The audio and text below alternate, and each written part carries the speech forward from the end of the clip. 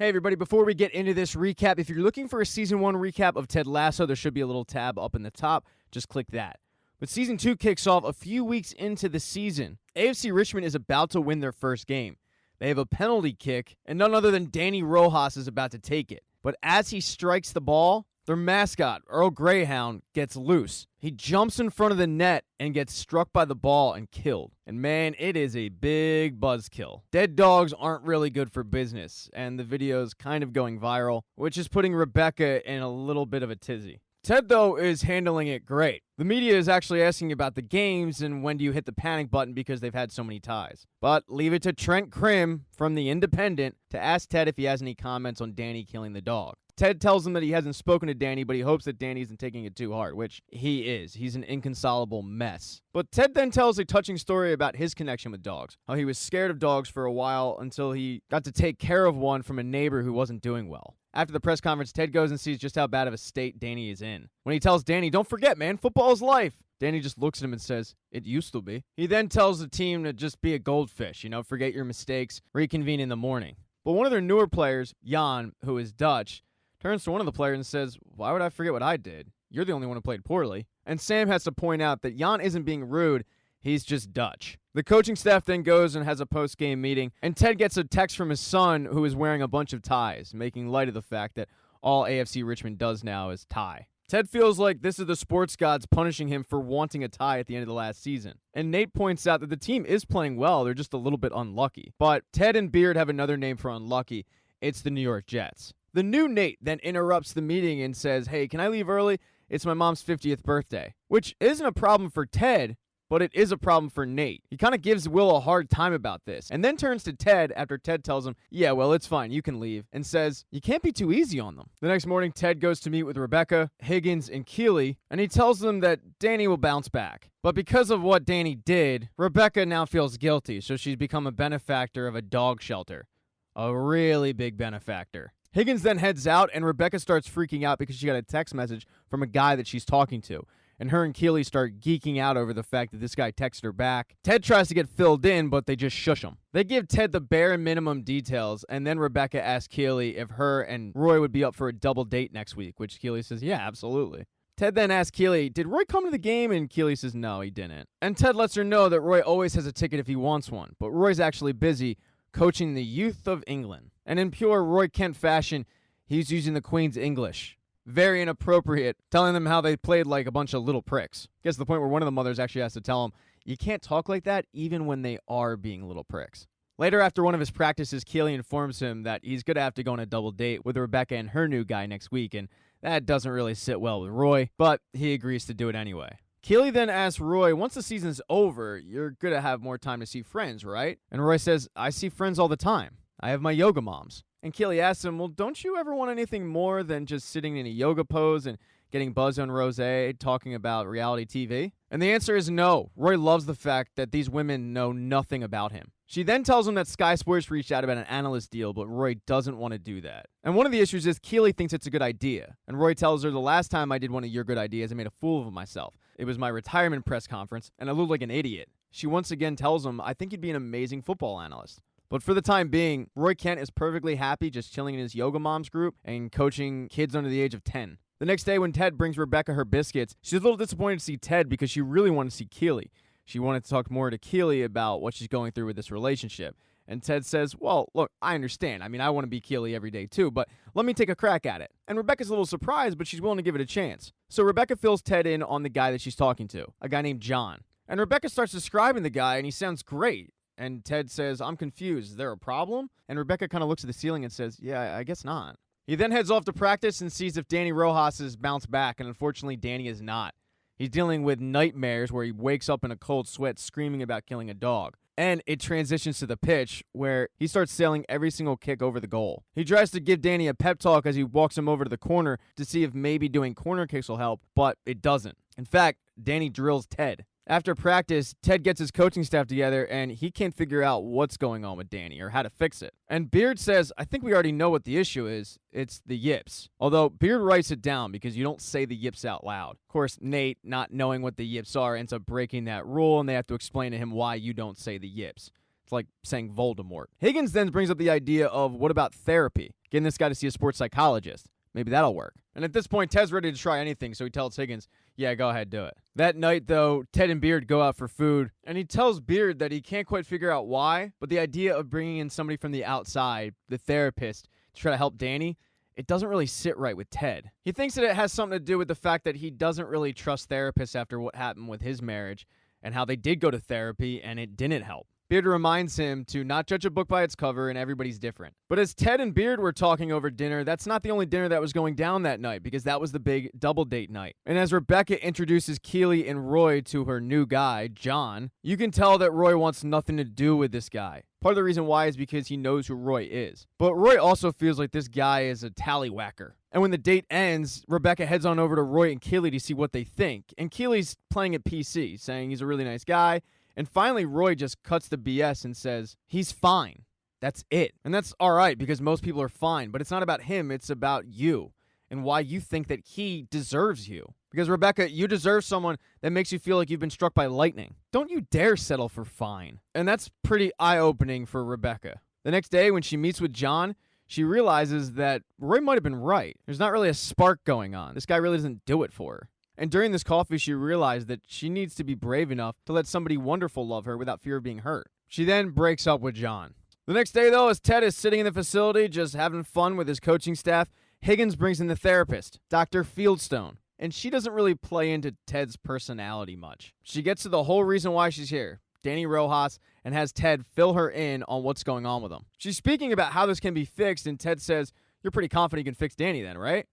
And she asks him, are you good at your job? And Ted doesn't really know how to answer, so he just blurts out a yes. And Fieldstone says, well, as good as you are at your job, I'm twice as good at mine. And they don't really know what to say. They're pretty taken aback by it, so they just blurt out, we're very lucky to have you. She then heads up to Higgins' office because that's where she's going to be interviewing Danny. And when Coach drops him off, he thinks that maybe it'd be good if he stays, but Dr. Fieldstone says, no, you need to go. And she starts speaking to Danny in Spanish. And while Ted was a little reluctant to believe in therapy, it seemed to have worked because Danny comes out of that meeting rejuvenated, looking like the old Danny Rojas. As Ted, Beard, and Nate look on to see if he is truly fixed, they're not the only ones, because Dr. Fieldstone is also watching from the balcony. And Danny goes over to the corner and drills a corner kick. He's back. After practice, Danny actually thanks Ted for bringing her in, saying she's incredible. After Danny leaves, Ted wants to go talk to the doctor, but when he heads upstairs, Higgins lets him know that she's actually in a session with another player. And not only that, there's a waiting list. Ted's kind of surprised, and Higgins lets him know that a few of the guys wanted to sit down with her until she left. One person who probably needs therapy, though, is Roy Kent, just anger therapy. And as Keely is leaving the office that day, she calls up Roy to apologize for trying to force him into an analyst job that he didn't want. But he reminds her, that's great, it's Yoga Mom's Day. So he tells her that he'll see her later that night, and then he sits down, grabs some rosé, and starts watching bad reality television with all these moms who don't know who he is. And on the reality television show that's set up kind of like The Bachelor is his nemesis, Jamie Tart. In episode 2, unfortunately for Jamie, he gets kicked off the hit show Lust Conquers All. The next day, they're contractually obligated to go on a TV show, talk about the experience of getting kicked off. And Jamie's kind of enemy number one with a lot of people because he made one girl feel like he was going to get married to her, and then he slept with another girl in a jacuzzi. And you just don't do that on a show called Lust Conquers All. Now, Jamie actually left Man City to be on this show. He figures, yeah, I can just go back to Man City if Pep Guardiola will have me back. But they won't. They have no interest. Jamie goes to meet with his agent afterwards, and he finds out that it's not just Man City that doesn't have any interest. Nobody has any interest. In fact, the only interest in Jamie Tart is another kind of reality show where you go to Ibiza and take ecstasy for 3 weeks. And Jamie just can't believe that his agent can't find him any team that is willing to take him. Jamie Tart suddenly has become a rudderless ship. And it's kind of similar with Roy Kent without football. His big plans for the day are to do yoga and cook Keely dinner. It's a far cry from being a pro soccer player. He drops Keely off where he ends up seeing Ted for the first time in a while, but when Ted goes to say hi to him, Roy just takes off, and Keely has to tell Ted he's having a busy day. As Keely and Ted are talking, they see Dr. Fieldstone come into the office on this fancy bike. And Ted's a little taken aback to see her because he thought that the team was getting rid of her. She was only supposed to be there for a couple days after all. But that's when Keely tells him Higgins hired her for the rest of the season. He goes in to confront Higgins about it, and Higgins does apologize and says, I should have confronted you first, but Ted says, nah, man, you're head of football operations. You don't have to ask me for my opinion. Ted ends up bullying Higgins into standing up for himself. As he's sitting there, though, he notices a familiar smell in the building. And when he brings it up, Nate runs in and says, "Wait till you hear this shit. We'll put lavender in the laundry detergent." Yeah, that's right, Ted. He put a calming influence in the laundry detergent. It just seems like no matter what Will does, Nate's going to have an issue with it. Although, in defense, it seems like he kind of has a case with this one. After getting the drama of the office, Ted heads upstairs to welcome Dr. Fieldstone, the same way that he welcomed Rebecca. He brings her biscuits. He bursts in the doorway just like he normally would with anybody, but she reprimands him for it, saying, "Please don't do that. I could have been in a session."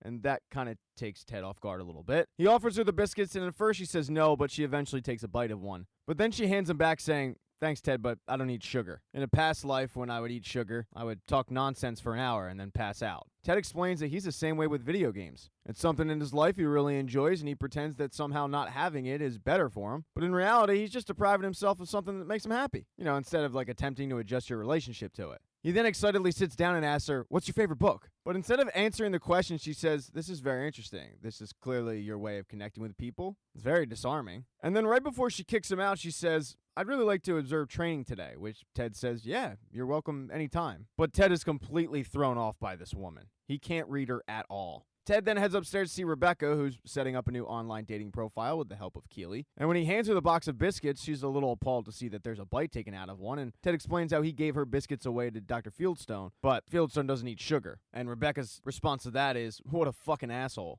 They then get into a conversation about how you don't really need therapy. That's what you have friends for. But then they proceed to prove why you do need a therapist, because neither of them want to admit what's going on in their personal lives to each other. Fast forward to later in the day, Roy Kent didn't just have yoga and dinner plans. It was trophy ceremony day for his girls' soccer team. And after hammering home to the girls that they should be feeling like shit because they lost, he heads home to find Keeley jerking off. And initially, he's really turned on. He wants to know what gets her going. And that's when she reluctantly shows him. She's not jerking off to porn. She's not wanking it to the royal wedding. We're not talking the latest issue of Good Housekeeping. She's getting off to Roy Kent's retirement ceremony. And it is as bad as he said. He's a blubbering mess in it. And Roy gets pretty insulted. He can't believe that she's getting off to him being, quote, pathetic. But she says, "No, you're vulnerable. You haven't been like that since you left football." He tries to explain how at his age, with a messed up knee, you don't get to be a football player. And that's when she once again brings up the analyst job that he turned down. She tells him you'd be back around the game again. And I know you miss it, but he still is pretty steadfast that he doesn't want to do it.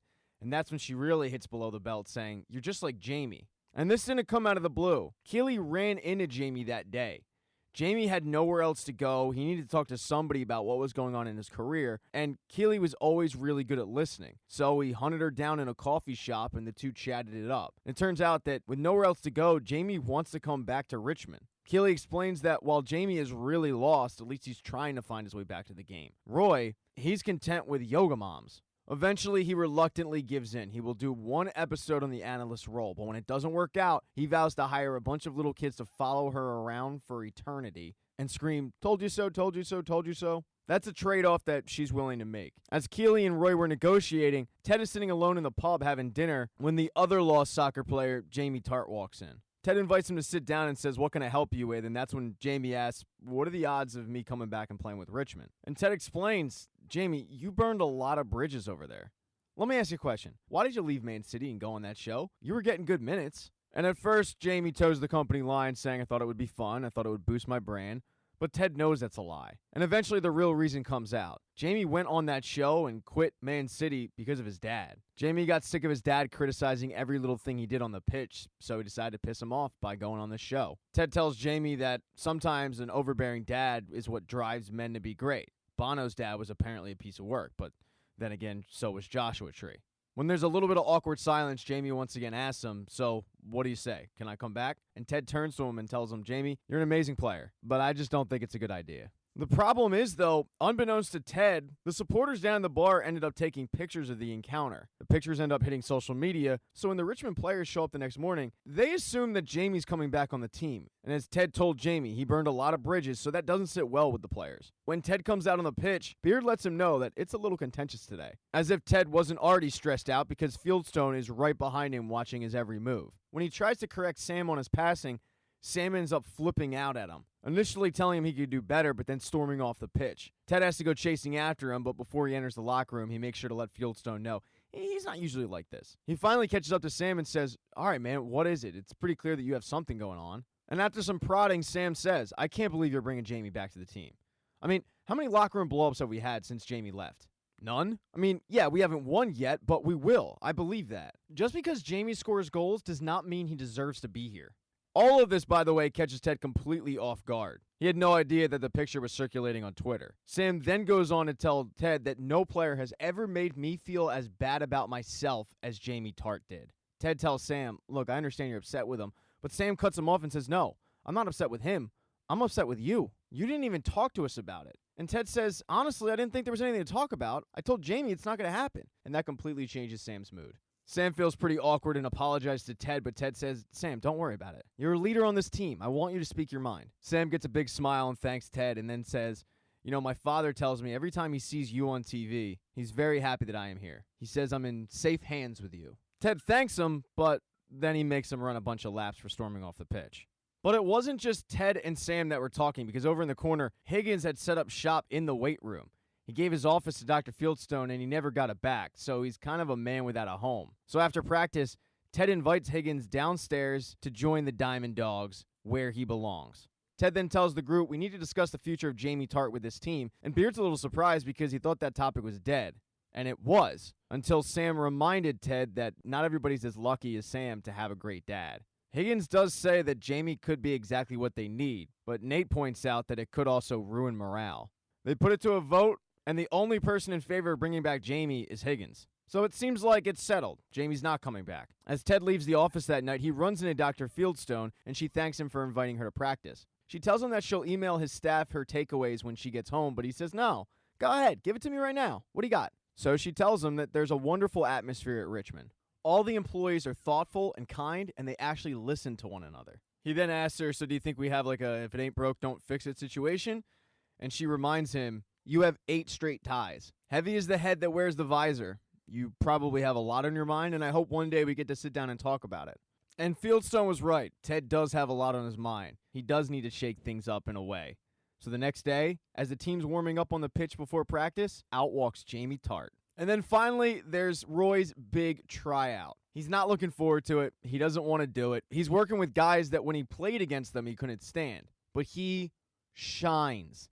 They start breaking down a Chelsea United game, and most of the pundits are pretty vanilla with their analysis. And then they get to Roy Kent, who is brutally honest. He says that his old team Chelsea played like shit. I mean, it's exactly what you'd want from Roy Kent as an analyst. It takes his coworkers completely off guard, but the audience loves it. The reaction on social media is great. And when he gets home, Sky Sports reaches out to Keeley and tells her, we want Roy back, we just have to clean up the salty language a little bit. And Roy admits, yeah, it was good to be back near the game.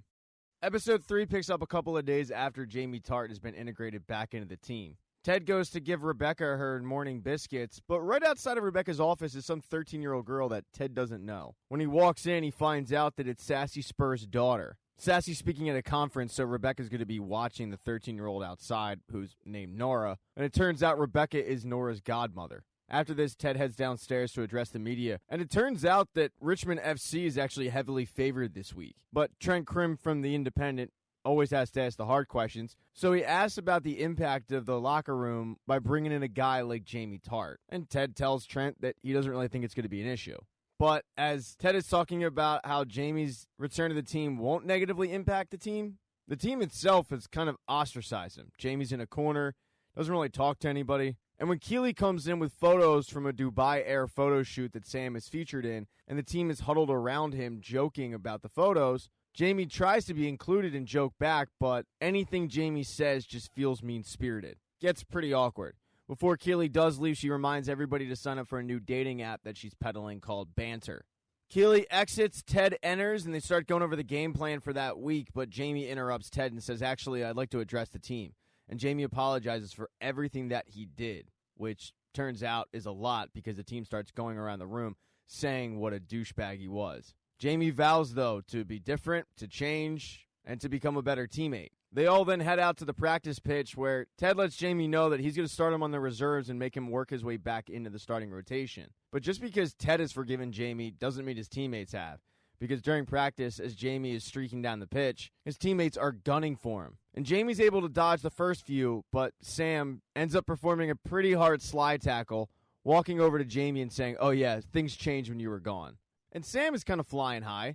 He just set Jamie Tart in his place. He got this Dubai Air gig, and after practice, he excitedly texts his dad about the pictures, but instead of being happy for him, his dad is livid at him. Because, unbeknownst to Sam, Dubai Air's parent company had a massive oil spill in Nigeria, and they're just refusing to clean it up. Instead, paying off the government so they don't have to. So Sam's dad gives him a "I'm not mad, I'm disappointed" kind of text. And it's something that Sam truly had no idea about. Now, over with the boss of AFC Richmond, Rebecca takes Nora out to make good on the time that was lost since the last time she saw her. Problem is, the last time she saw Nora was about 6. Now she's 13. Things have changed. She's no longer into things like tea parties. She's also not into things like dolls. And as the two are standing in front of a doll shop making fun of the dolls' backstories, out walks Roy Kent and Phoebe. So Roy and Rebecca, Phoebe and Nora start walking on the street with Nora and Phoebe leading the way. And after talking about Rebecca's failed dating life, she changed the topic to how she had all these plans for Nora, but turns out they're all just outdated plans. And Roy reminds her that kids don't need a parade every day. What they need is to feel like they're a part of your life. So that night, Rebecca takes his advice and asks Nora if she wants to go into the office the next day. And it turns out that's exactly what Nora would like to do. She wants to see how a football club is run from a female's perspective. The next day, as she's walking in telling Nora that one of the perks of the job is having your own private office, she opens the door to find that Keely has overtaken the office. Keely feels bad about it, but apparently that's what Keely does when she thinks that Rebecca's out of the office for the day. She just kind of sets up shop. After the introductions, Nora notices the banter ad and asks, "What is this?" And Keely says, "Oh, it's just a side hustle. Some PR firm hired me to do some freelance work on it." And Nora asks, "All right, well, what's the hook?" It takes both Rebecca and Keely a little bit off guard, but Keely goes right into the pitch for banter. It's a less superficial dating app, so there's no photos. It's completely anonymous. All you do is talk via messages. You have no idea what the person looks like. While Rebecca thinks this is horrifying, Nora thinks that it's awesome, which changes Rebecca's mind pretty quickly. After this little banter pitch, though, Higgins fills Nora in on what he does for the club. But there's a knock at the door, and Sam comes in. And when Sam enters the room, Nora is completely starstruck because Sam is her favorite player. But Sam hasn't come in just to say hi. He's come in to pull out of his Dubai Air contract. He explains his reasoning and apologizes to everybody in the room, knowing how hard that they worked on it. But nobody's mad at him, and Keely says, "We completely understand. We'll get you out of the contract." When he exits the room, though, Higgins reminds Rebecca that Dubai Air is their main sponsor, so this could cause waves. Rebecca tells Higgins, though, "I'll handle this. The CEO of Cerithium Oil is an old friend of Rupert's. Don't worry about it. I got this." Now, as Sam was upstairs talking to the bosses, downstairs the coaches were meeting, and Jamie walked in and said, "I think I figured it out. I'm going to buy everyone PS5s. And while Jamie thinks that's a great idea to get back in the good graces of your teammates, the coaches don't. When Jamie leaves the room, Ted turns to Beard and says, "I think we have a break glass case of emergency here. I think it's time for the boys to meet that guy." And that guy is Ted Lasso. Complete opposite of Ted. He comes out like a hard ass, yelling at the guys, flipping tables. Anything they do is just the wrong thing. He just continues every single drill to lay into everybody. Until Jamie just finally gets sick of it and says, "You can stop yelling at everybody. This whole Jekyll and Hyde thing, it's not really working." And Ted Lasso yells back at Jamie, "Oh, okay, you know what?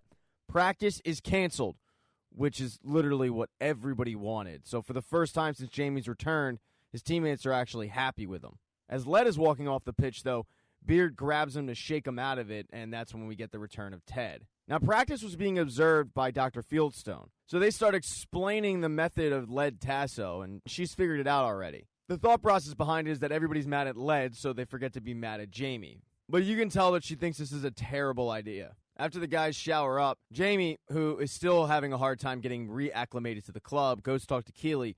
But Keely now doesn't have to listen to Jamie blabber on for free. So she brings him up and introduces him to Dr. Fieldstone, the woman who's paid to listen to his problems.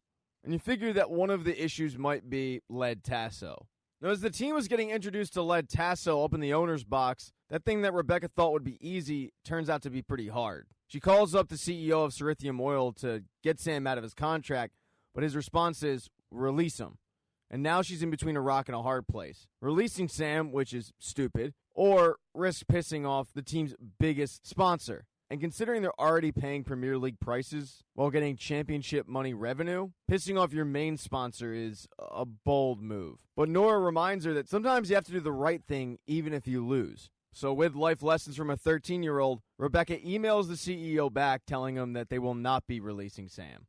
The next day, though, is the big match. And as Rebecca is sitting in the owner's box with Nora, she gets an email back from the CEO just saying, fine. So she feels like she won this battle. Keely then notices that Rebecca is on banter, and Rebecca reminds her that she will insult something but try it because she's a good friend. But as Rebecca and Nora and Keely and the rest of the fans are waiting for the team to come out, Sam is in the locker room putting duct tape over the Dubai Air logo on his jersey. And when one of his teammates asks why he's doing it, he tells the entire team of what Dubai Air's parent company has done to his home country. That's when Isaac and one other member of the team ask Sam for the tape, and they also put tape on their jerseys. Sam then tells the team, I don't expect anyone else to do this, but I hope you realize why we, as Nigerians, have to. And that's when Jamie stands up and says, throw me the tape. And Sam goes, what are you doing? And Jamie reminds him, we're a team. We got to wear the same kit. And when the team comes out and takes off their jackets, the entire team has covered up the Dubai Air logo. And that's when Higgins turns to Rebecca and says, this might be an issue. And there is indeed, because the CEO of Cerithium Oil immediately calls Rebecca, but Rebecca sends it straight to voicemail because she's a bad boss bitch. Now, even though they were heavily favored, Richmond ends up losing that game. And after the game, when Ted has to address the media, they ask him, did you know the team was going to do that? And Ted says, no, I didn't. I've never had to have the courage to do something like that because when bad things happen to people like me, i.e. white people, the media has a tendency to write about it without even being asked. So Sam had to go and get your attention. He then throws the mic over to Sam. And Trent Krim from The Independent asks if the protests might have distracted the team and that's why they lost. But Sam tells the whole media group that he's not there to talk about football. He goes on to explain the protest, saying that Cerithium Oil has been paying off the Nigerian government and it's been ruining his home country. When he gets out of the media session, though, you could tell that his emotions are kind of mixed. And Ted has to remind him, hey, man, doing the right thing is never the wrong thing. When he gets back into the locker room, the team is partying it up. Sam can't quite figure out why because they lost, and they lost bad, too. And they tell him, it's because we finally broke the tie streak. Jamie then wants to give a toast to Sam for his bravery. And for the first time, Sam and Jamie dap it up, and Sam tells Jamie, it's good to have you back. And Jamie says, it's good to be back. This little protest has really united the team. But you know what else unites a team? A team photo. Rebecca forces Nora over to ask Sam for a picture, but Sam gets the whole team in it, and they celebrate the broken tie streak by taking a photo. In episode 4, it's Christmas, and there hasn't been much fallout from Sam's protest. In fact, the team's actually won their first couple games. Current record is 4-4 and an amazing 14. In the locker room, the players are doing their Secret Santa. And in the coach's office, they're doing the exact same thing, Secret Santa. They start going through what their plans are for Christmas. Nate's just happy that he can finally afford to get his dad a nice gift with this bump in pay for being an assistant coach. Beard and his wife, or I should say ex-wife, separated. They're going to a pagan Christmas ritual at Stonehenge. They bought the tickets before they split up, so they're going as friends, and he seems very excited about it. Keely is starting a new tradition with Roy called Sexy Christmas. And yeah, it's basically what it sounds like. Rebecca is planning on going to a Christmas party at Elton John's place. Higgins is just planning on opening Christmas presents with his family, but he does have an open house for any players on FC Richmond who don't have family in town. It's something him and his family do every year, but they only usually get 2 to 3 people. And then finally there's Ted. This is the first Christmas where he's not with his family. So he's going to spend the entire day with his son Henry on FaceTime. So after the Secret Santas are done, the group heads off to enjoy the rest of their days. We'll start off with Keely. She gets the entire house ready for Sexy Christmas, even setting up a leg lamp, because you flip that thing on and it's like electric sex. She puts on lingerie, she waits for Roy to come over, but when there's a knock at the door, to her surprise, it's not Roy, it's Phoebe. Now, right behind Phoebe is Roy, but this does put a wrench in their plans for, quote, Sexy Christmas. Roy's sister has emergency surgery, so he has to watch Phoebe. Because of this, they have to postpone Sexy Christmas to Sexy December 28th. That's the next day they both are free. But after agreeing on the new date, they realize that something's wrong with Phoebe. She's just sad. They finally convince her to come out with it. She tells them that a boy at school was mean to her, which immediately makes Roy livid. But Keely takes a more leveled approach, asking her, well, what did he do? And the boy gave her a Secret Santa gift, but the gift was toothpaste, mouthwash, etc. Keely says, I bet your breath doesn't smell that bad, but when she smells it, she's gagging. Roy thinks that Keely is just exaggerating. After all, he spent time in soccer locker rooms, but when he gets near Phoebe's mouth, he almost passes out. They both realize this isn't just a case of bad breath, this is medical. So Roy tells both of them, all right, pack your stuff up. We're going to the neighborhood I used to live in, knocking on doors, and if we don't find a dentist within the first 10 houses, I'll give you each $1,000. They do finally find a dentist in the last house. The group goes in, she looks at Phoebe's mouth, and she tells them that the latest medication that Phoebe started taking has dried out her mouth, causing bacteria to create the bad breath. She gives them a prescription, they go to the pharmacy, and they get it filled. She should be fine in 48 to 72 hours. But there's one last thing that she wants to do. She wants to visit the boy who gave her that little care package a visit. So Phoebe, Roy, Keely, they head to his house, they knock on the door, and when he answers, they've made up cue cards where Phoebe starts tearing them off. The basic message of the cue cards is, you made me feel bad, be nicer, I forgive you, have a good Christmas. Now over with Higgins, even though his family usually only gets 2 to 3 players, they got a lot more this year. Players like Danny Rojas and Sam, that new Dutch guy. I mean, they just started flowing in. And Higgins is surprised, but he loves it. Anyone whose family is out of town ends up heading over to Higgins. It's so crowded that they all can't even fit at the table. They have to use things like pool tables and ironing boards. But Higgins just absolutely loves the family atmosphere, and he loves hosting it. And then finally, there's Ted. He FaceTimes Henry, and the gift that he got him is a drone. And when Henry opens it up, Henry is gone. He talks to his ex-wife for a bit, but after he hangs up, Ted's by himself. That is, until he hears something at his window. And it's Rebecca. Rebecca tells Ted, grab your coat, keep your Santa hat on, but let's go. And they start walking through the streets of Richmond. They pass by a couple of street performers who are doing a killer rendition of Last Christmas I Gave You My Heart. Which, real quick, good time to remind you, if someone gives you their heart on Christmas, the very next day, don't give it away. Wait a couple days. It's just rude. Anyway, Rebecca gives the street performers a very generous tip, but then they head off. Because Rebecca has gotten a bunch of gifts together for local families that couldn't afford Christmas presents. And her and Ted end up delivering them to the house. They pretend like they're Santa's elves, and Santa couldn't make it, so Santa sent them. But it's just one of those feel-good things that they do. And Rebecca used to do it all the time, but after last year, what happened with her ex and the divorce, she got away from it. But it was important to her to get back to it. It's also important for her to spend time with her Richmond family. So after her and Ted are done delivering the presents, they head back to those street performers and pay them to head over to Higgins' place, where they put on a badass street performance. And Higgins and the rest of the team that's at Higgins' place end up coming out in the street and partying it up. In episode 5, Richmond continues to struggle, and one of the many reasons why people think they're struggling is a lack of leadership. Without Roy Kent in the locker room, people are pointing to the new captain, Isaac. And while doing his Sky Sports bit, Roy reassures the panel that Isaac will get it together.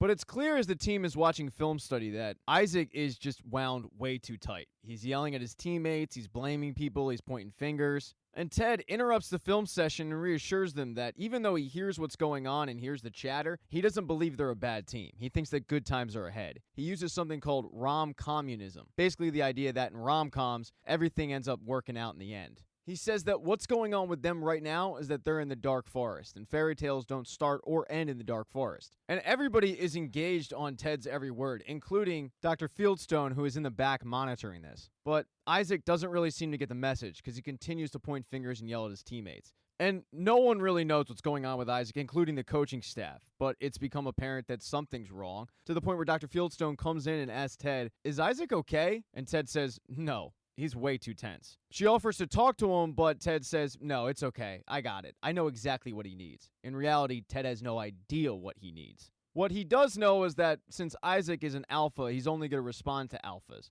Nate somehow interprets this as he needs to go talk to Isaac, which isn't the case at all. And while Ted appreciates the offer, he has somebody else in mind. Now, up in the owner's box, there's some business to attend to. Higgins walks in on Rebecca, who is on banter, and she's smitten with some mystery guy. She's smitten hard. But Higgins got a call from Ryan Reynolds and Rob McElhenney, and they're interested in buying FC Richmond. This is the definition of product placement, since Rob McElhenney already has a show on Apple TV+, and he's just trying to get the word out that he owns a soccer team. So the conversation about the sale of the team doesn't really go anywhere, especially when Higgins' phone goes off and the ringtone is She's a Rainbow by the Rolling Stones. Higgins goes on to say that that's the song that was playing in the background when he met his wife. and that because of it, he considers his wife his rainbow. This leads to Rebecca actually asking Higgins for some advice on how to get out there and sort of show what she's got to offer. The advice he gives her, though, is just be you.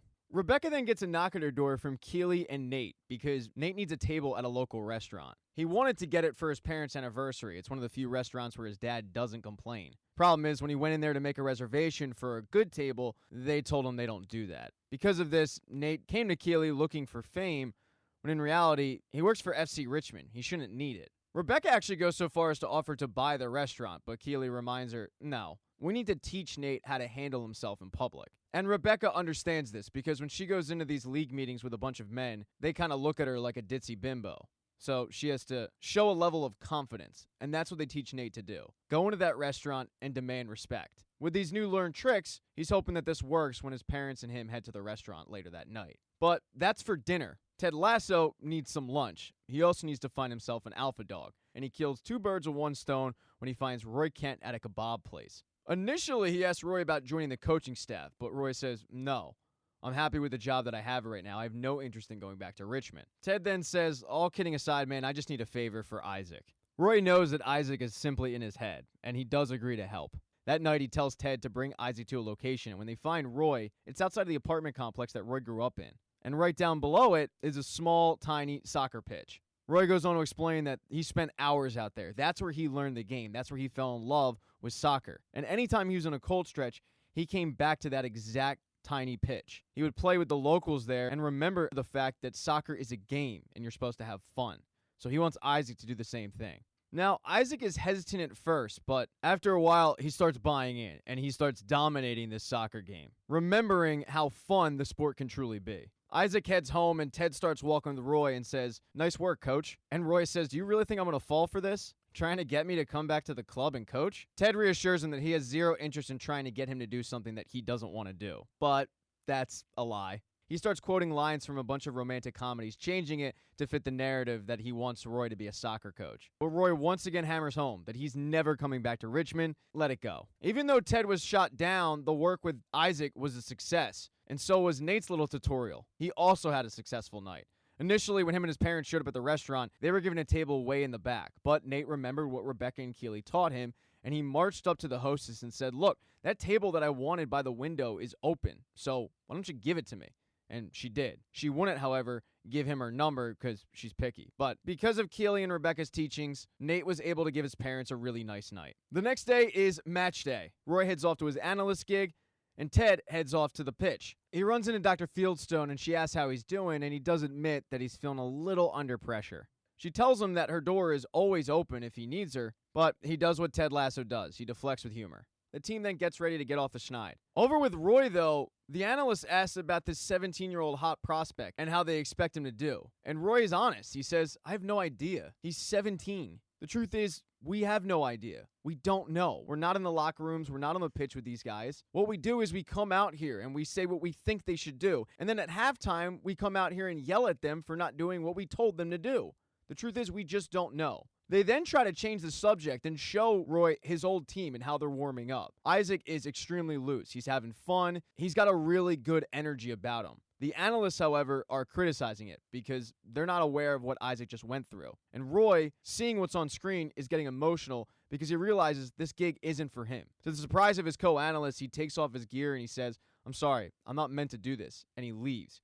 He hails a cab and he tells them, get me to the stadium. When he tries to get in, though, they actually demand a ticket. They don't believe that he's Roy Kent. So he has to go to will call and pick up the ticket that Ted leaves him for every single match. And right before the game starts, Roy Kent returns to the Richmond pitch, to the surprise of the fans, but more importantly, to the surprise of Ted Lasso. And with Roy Kent in the fold, the team is playing better than they have all season. They're on a 4-game win streak, and they're in the quarterfinals of the FA Cup against EPL team Tottenham Hotspur. Spirits are very high at FC Richmond, but that's never a problem with Ted Lasso. When he heads into work, he runs into Dr. Fieldstone, and she reminds him, if you ever need to talk, make an appointment, but it's still something that Ted just really isn't interested in. He heads into his coaches meeting, and he's just excited about the idea of the FA Cup. He compares it to March Madness over in the States.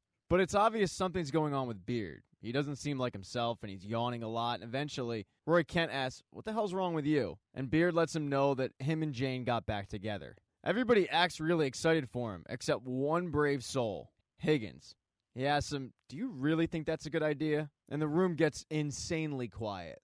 When Beard finally leaves the room because he saw that he missed her call twice, Higgins calls an emergency meeting of the Diamond Dogs, and he wants to know why nobody backed him up on this. But both Nate and Ted basically say that telling a buddy that the relationship isn't working never really ends well, especially if the couple ends up getting back together, as much as Beard and Jane tend to do. It's better to just kind of act like you're happy for the guy. The group then heads out to the pitch, and Roy ends up doing what he's supposed to do. He's coaching. And the team is loving it. They're referring to it as the Roy Kent effect. It seems to be bothering Nate a little bit, though. But there's one person that the Roy Kent effect isn't affecting, and that's Jamie Tart.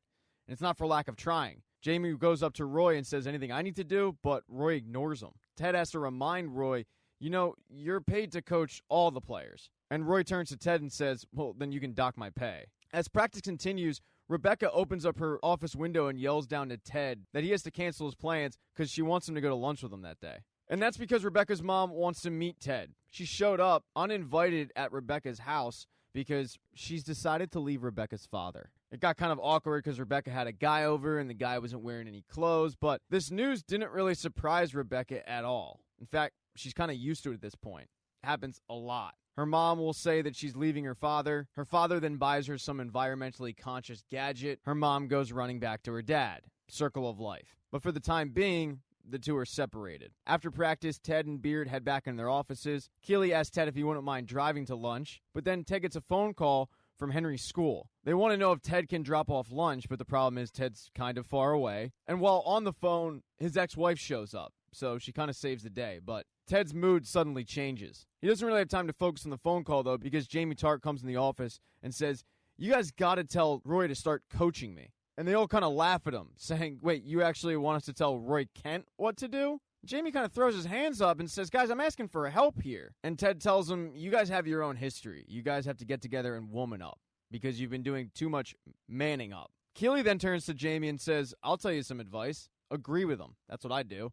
Anything he says, just agree with." So Ted heads off to lunch with Rebecca and Rebecca's mom and Keely. This lunch ends up being a little bit painful for Rebecca. And when her mom gets up to leave to go talk to her psychic, Rebecca fills both Ted and Keely in on the backstory between her parents. And Jamie goes and takes the advice that he was given. Next time he runs into Roy, he asks Roy, "Why won't you coach me?" And Roy says, "You don't deserve it." And Jamie actually agrees, which does catch Roy a little bit off guard. So Roy goes in deeper, telling Jamie that the way he plays is dull and conforming. Jamie once again agrees, so Roy decides to really put this to the test, telling Jamie, "And you're ugly." And he fights the urge, but Jamie actually ends up agreeing with Roy. Roy just walks away, though, saying, "I enjoyed that." And Jamie yells at him, "Come on, man, I'm trying to build bridges here."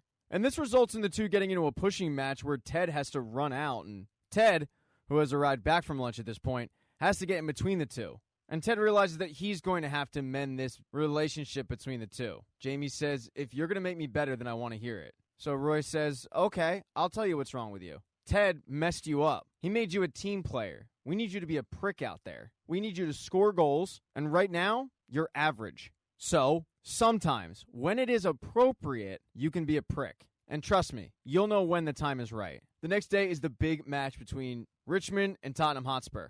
The game is knotted at 0, and it's extremely close. So Roy decides to give Jamie the signal, which is to flip him off. It immediately works. Jamie starts talking trash to the Tottenham players, getting in their heads, and eventually drawing a foul, which gives him a free kick. And it's a long distance away from the goal. But when Jamie gets that opportunity, he doesn't look to pass.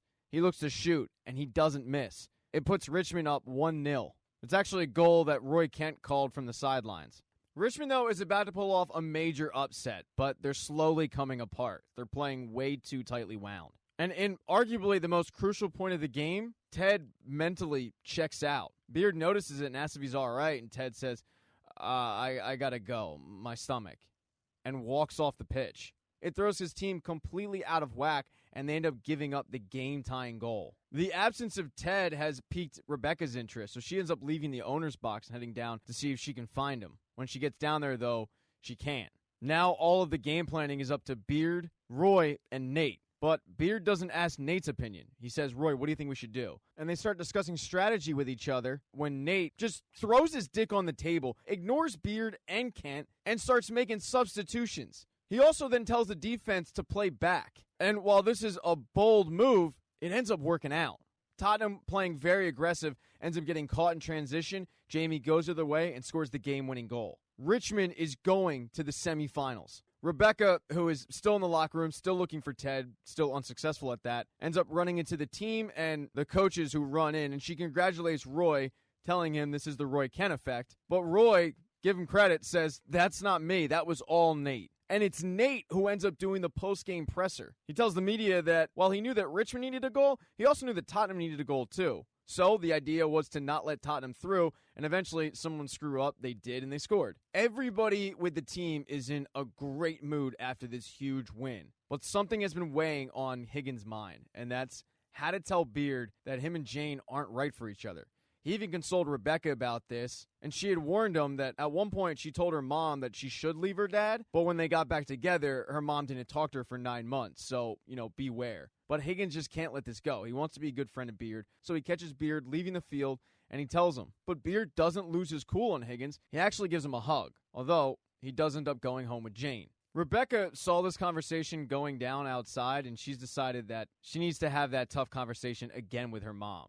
But on the ride home, she ends up calling Ted to see if she can get an answer, and she doesn't. She was looking for one of Ted's pep talks, but all she finds is his voicemail, unfortunately. When she gets home, it's too late. Her mom isn't there. Everything Rebecca said would happen ends up happening. Her dad ended up buying her mom a Tesla, and her mom ended up running back to her dad. She was nice enough, though, to leave shepherd's pie in the fridge. Now that the house is open, though, she ends up calling that boy toy over again to, celebrate the win, if you will. But she's also been talking to a guy on Banter. The conversations have been going really, really well.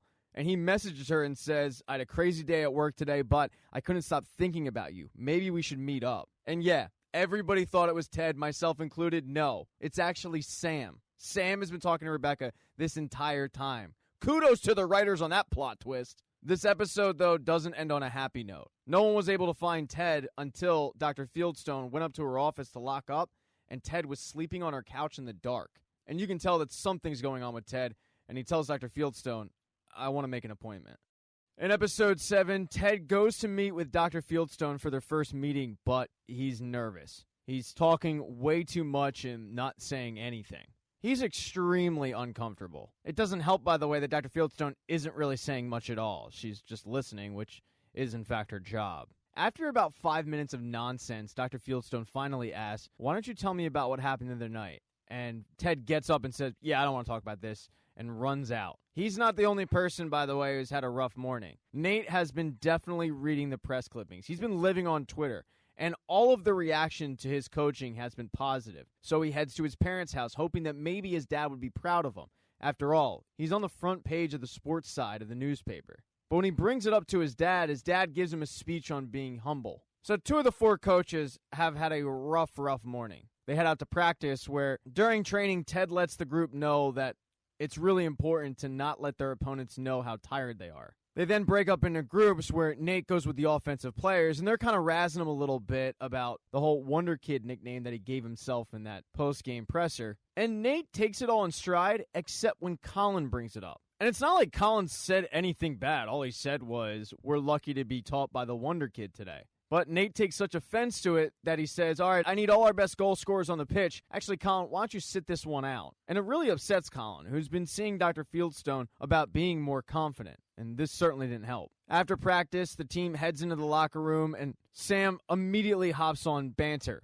But the mystery woman that we now know as Rebecca has yet to reply, and he can't figure out why. And 3 dots do end up popping up on his screen, indicating that she might be texting back, but they stop. And Sam, along with the whole team who is watching the soap opera go down in front of them, are completely unaware that upstairs in the owner's office, Rebecca has no idea how to respond to this mystery man asking her to meet in person. Keely is imploring her just to respond, say yes. But Rebecca points out she just doesn't know what to say. And Higgins says, why don't you tell him the truth? I'd love to meet up, but I'm worried that you can't live up to the fantasy that I've created in my own head. So instead, I'll let my insecurities keep me from possibly meeting the love of my life. She's just really worried because every relationship she's had has just been a nightmare. She starts pointing out that Higgins' relationship is great and Keely and Roy is great, but Keely says not so fast. Roy is actually driving her nuts. They live together, and now they work together, and Keely just feels like she can't get any free time. Every time she turns around, there's Roy.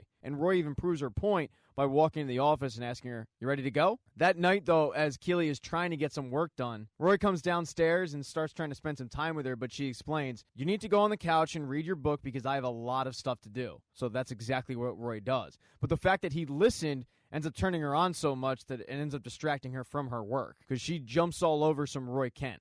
The next day, Ted Lasso starts his day in Dr. Fieldstone's office. She's a little surprised he came back, but he tells her, "I don't quit things." She senses that he's not a big fan of her profession, and he says, "No, I'm not." And he says, "Yeah, if you want the truth, I think your profession's bullshit. You don't know me. We don't have a history, and yet you expect me to spill my guts. But you're not listening because you care about me. You're listening because you're paid to. In fact, you're paid to be here for an hour, yet the session's only 50 minutes. So how much could you really care? And all of this so you can what? Blame it on my folks? Like I said, it's bullshit." Then he stands up and walks out for the second time. He goes downstairs to get ready for practice that day. But most of the people at FC Richmond have their heads buried in their phones. Nate is once again reading press clippings, while Sam and Rebecca are waiting for the other to respond, having no idea who they're actually talking to. And they end up ironically bumping into each other. They end up having a little bit of an awkward hello and then go their separate ways. Colin, however, wants to get some answers on what went down yesterday. He goes into Nate's office and asks, "Did I do something to upset you?" He can't figure out why Danny and Jamie said basically the same comments that he said, but Nate wasn't mad at Danny or Jamie. He was only mad at him. And Nate gives the most arrogant explanation on why he did what he did. He tells Colin that Danny and Jamie are like Picasso, whereas Colin is like that painting at a Motel 6. It's just kind of there. It's a painting made to cover up a bloodstain. And that painting does the job. But its job isn't to be beautiful art, it's to cover up things like bloodstains. So he tells Colin, just do the job. It's a really douchey response, and it's one that Beard overhears. And while Nate was insulting Colin, the rest of the figureheads of FC Richmond, being Higgins, Ted, Rebecca, Keely, are meeting in the equipment room. It's the only place that Keely feels like she can get a break from Roy, and also smoke. All of a sudden, Jamie shows up, and it gets really awkward when they're actually talking about Roy, and Roy enters the room. Although he actually guesses that they're talking about him, he doesn't really care though, asking Keely, "All right, you ready to go?" That night, though, the fact that Keely can't get any alone time bottles up and she explodes on Roy and she's trying to watch Sex and the City. She explains that sometimes she just needs to be by herself. And Roy is more upset by the fact that he just realized this is what Keely's been talking to everybody about this entire time. He thought before she was just complaining about how much hair he left in the drain. But now, he's pissed, and he ends up leaving. When Roy gets to the training facility the next day, Keely's waiting for him, but he completely blows her off. When Nate gets to the training facility the next day, he's listening to a podcast talk about how wise and smart he is, but when he gets in his office, Beard is waiting for him.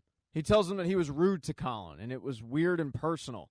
And he hasn't told Ted, this is just between the two, but he demands that Nate do better. And Beard actually can't tell Ted, because Ted, for the third straight day, has gone up to Dr. Fieldstone's office before practice for a therapy session. Although this time, she expected him, because after all, Ted Lasso doesn't quit stuff. But even though Dr. Fieldstone is paid to listen, she has something to say to Ted. She tells him that she was completely offended by what he said, asking him, "Would you coach for free?" And Ted says, "Yeah, I would." But she asks, "Do you?" And Ted has to admit, "No, I don't." Her point is, just because she gets paid to do what she does doesn't mean that she doesn't care about her patients. Just because he gets paid to coach doesn't mean he doesn't care about his players. The fact that he would assume that it's not the same for her is what really offends her. And Ted ends up apologizing. She forgives him, telling him that fight or flight response is natural. It just so happens that Ted Lasso does both. But Ted ends up saying, "So you think I'm scared?" And she says, "Yes, I do." And Ted says, "Maybe I just don't want to learn the truth." But Dr. Fieldstone points out the truth will set you free. They then end up going through their first therapy session, but we don't actually know what they talked about. Afterwards, though, it seems like Ted does feel better. He comes out chipper, but, that's kind of just normal Ted Lasso. But before they break up into groups, Nate ends up going and apologizing to Colin. All of this, by the way, is something that Ted had no idea about, and he asks Beard if he has to address it, but Beard assures him, no, we're good. The groups then break up into practice, and they're going through a drill, and Roy ends up screaming at Jamie, saying, what the hell are you doing? You're supposed to back up your partner. But Jamie points out that Roy's wrong. What the teammate needed in that moment was space. And because it's a soccer analogy, Roy ends up realizing that, he needs to give Keely space. Of course, the team has no idea about this. They just think that Roy Kent's being Roy Kent. But Roy Kent has had a breakthrough. That night, when Keely comes home, Roy has a bath ready for her, candles, music, and he lets her know, I won't bother you for 3 hours. After practice, the team headed in the locker room, and it's a good thing that Nate apologized because the team had made him a personalized jersey, and it would have been awkward if he was still being a dick.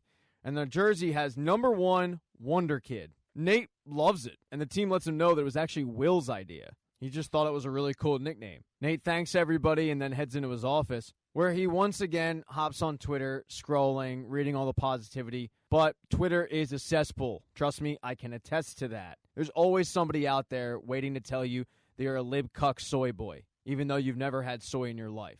I'm looking at you, DanMan45. Yeah, I reported your ass to Twitter. Anyway, the point is, there's always somebody ready to just bring you down. And when Nate sees the dark side of Twitter, it pisses him off. He ends up storming into Will's office, throwing the jersey at him and saying, don't you ever embarrass me like that again. And then finally, Ted Lasso ends his night in the pub, but he ends up running into Trent Krim from The Independent. And this is the first time Trent has been able to talk to Ted since he walked off the pitch with, quote, food poisoning. So he asks Ted for a quote, but the quote that Ted gives him is the company line. Sorry, Trent, I had food poisoning. And Trent writes it down, files it away for later, and heads out. And in the season finale, we get a look at how Dr. Fieldstone starts her days. Most therapists actually have a therapist, and Dr. Fieldstone is no different. She's going through her latest therapy session where she's just complaining about how Ted Lasso drives her absolutely insane. But then afterwards, she gets on her bike and she heads over to the pitch. On her way over there, though, she does get into a car accident and ends up sending her to the hospital. On her way over to the hospital, with an obvious concussion, she ended up calling Ted Lasso 32 times, cursing him out. So that gave Ted an indication that he probably should go pick her up. Because of that, he skipped training. The voicemails are brutally honest. It's what Dr. Fieldstone really wants to tell Ted in these meetings that she can't. Ted, though, takes it in stride, doesn't take it personal at all, and proceeds to walk Dr. Fieldstone back to her house. Even though Dr. Fieldstone continues to tell him, I'm good, you don't have to do this, it's Ted Lasso, so he continues to walk her home. When he gets into her apartment, though, he notices a lot of empty alcohol bottles. Too many for one person. But Ted has overstayed his welcome. She does have a head injury, and she does need to rest, so she kicks him out. But Ted wasn't the only one to skip training that day.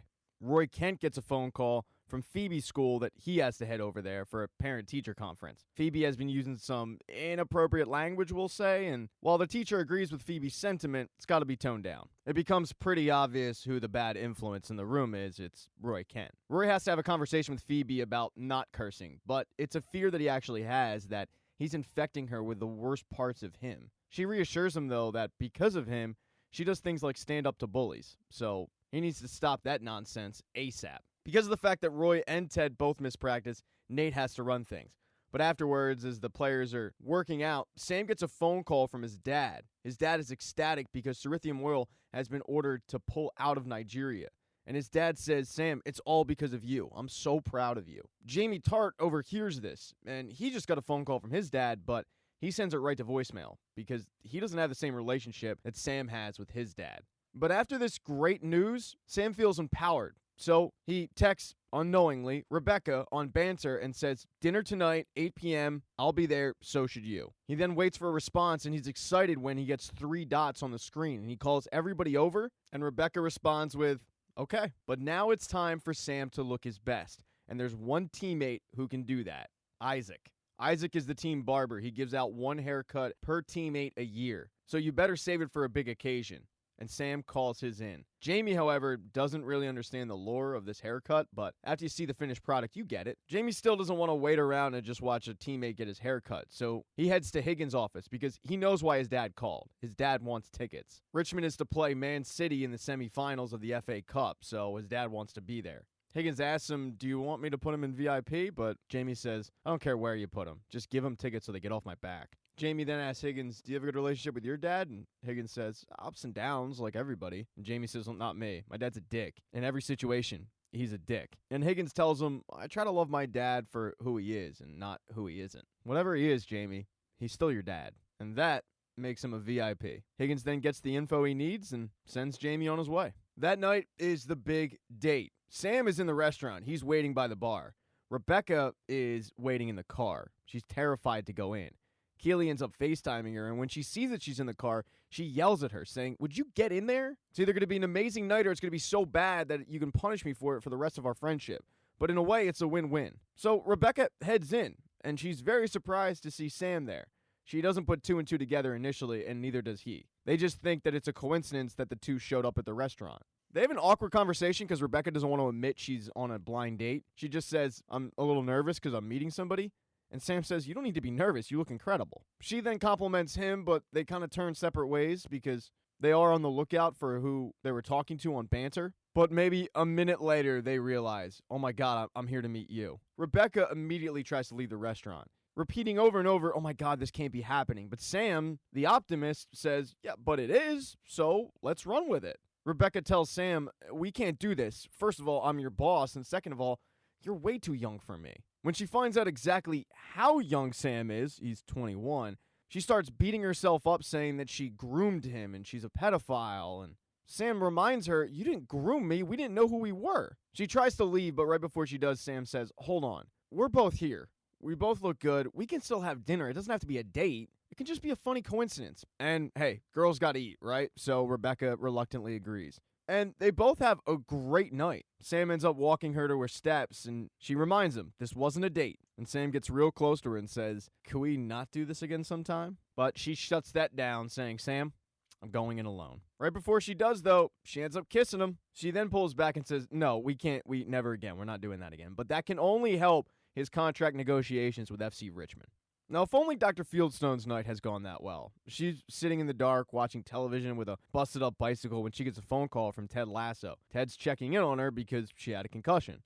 The phone call actually brightens her spirits a little bit, but right before Ted hangs up, she says, I was scared today because riding my bike is my happy place, and I'm worried that I'll be too scared to do that again. She's not looking for a pep talk. She just wants to tell Ted how she's feeling, and she's glad that she got it off her chest. The next day, the team ends up heading to Wembley Stadium. It's match day. Ted tries to repeat the speech from Hoosiers, but it doesn't really make sense because, unlike basketball, the pitch is different in soccer. The team then has to go get ready to face Man City, and everybody is pumped. Jamie Tartt's dad shows up, but he's a jackass who shows up in a Man City outfit, heckling his own son and FC Richmond along with their fans. The coaches are all preparing to go out, and Ted's doing some breathing exercises, but right before they actually exit the room, Ted says, wait a minute. I gotta tell you guys something. I didn't leave that match because I had stomach issues. I left because I was having a panic attack. I've been having them from time to time, and it's something that I'm working on. But I just thought you guys should know the truth. The group then starts admitting stuff that they did that they're not proud of. Like Higgins admits that he screwed up a transfer one time because he messed up the time zones. Roy then says that he doesn't read the scouting reports that they write up. Nate's admission is the fact that he comes up with ideas and stores them away. And then at the right moment, he brings them up and makes it look like they're spontaneous. It makes them look smart. It's actually genius. Then there's Beard, who says that there was one game that season where he was accidentally on mushrooms. He drank some bad tea. All of this makes Ted feel a lot better about his admission, and then they go out to the pitch. And while it's the biggest game of pretty much all of their careers, they get demolished. They lose 4-0, and it's not pretty, and it was never even close. Everybody on FC Richmond's side is pretty dejected. They're all kind of sitting in the locker room licking their wounds when Jamie gets a visitor from his dad. And his dad has this shit-eating grin on his face, comes in, and just starts mocking the entire team about how they put up a good fight and it was close, but better team won, that sort of thing. I mean, Jamie was right. This guy is the definition of a dick. Jamie's dad then starts criticizing Jamie's game.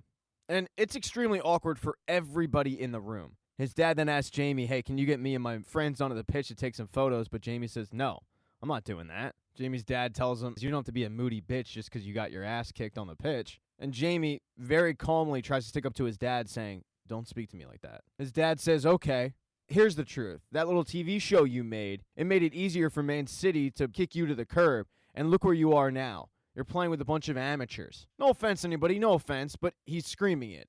And it is offensive. Jamie tries to turn around and walk away, and his dad says, don't turn your back on me.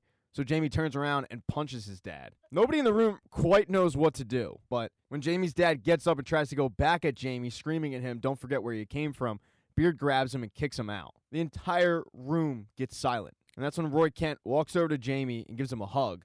And Jamie ends up crying into his shoulder. When Ted sees that interaction, he walks out and calls Dr. Fieldstone. Before he can even get a word out, she says, sorry about the loss, but thank you for the new bicycle, because Ted Lasso did Ted Lasso things and ended up buying her a brand new bike. But Ted didn't call to have a fun conversation with her. He called to open up to her. He tells her that his dad committed suicide when he was 16 years old.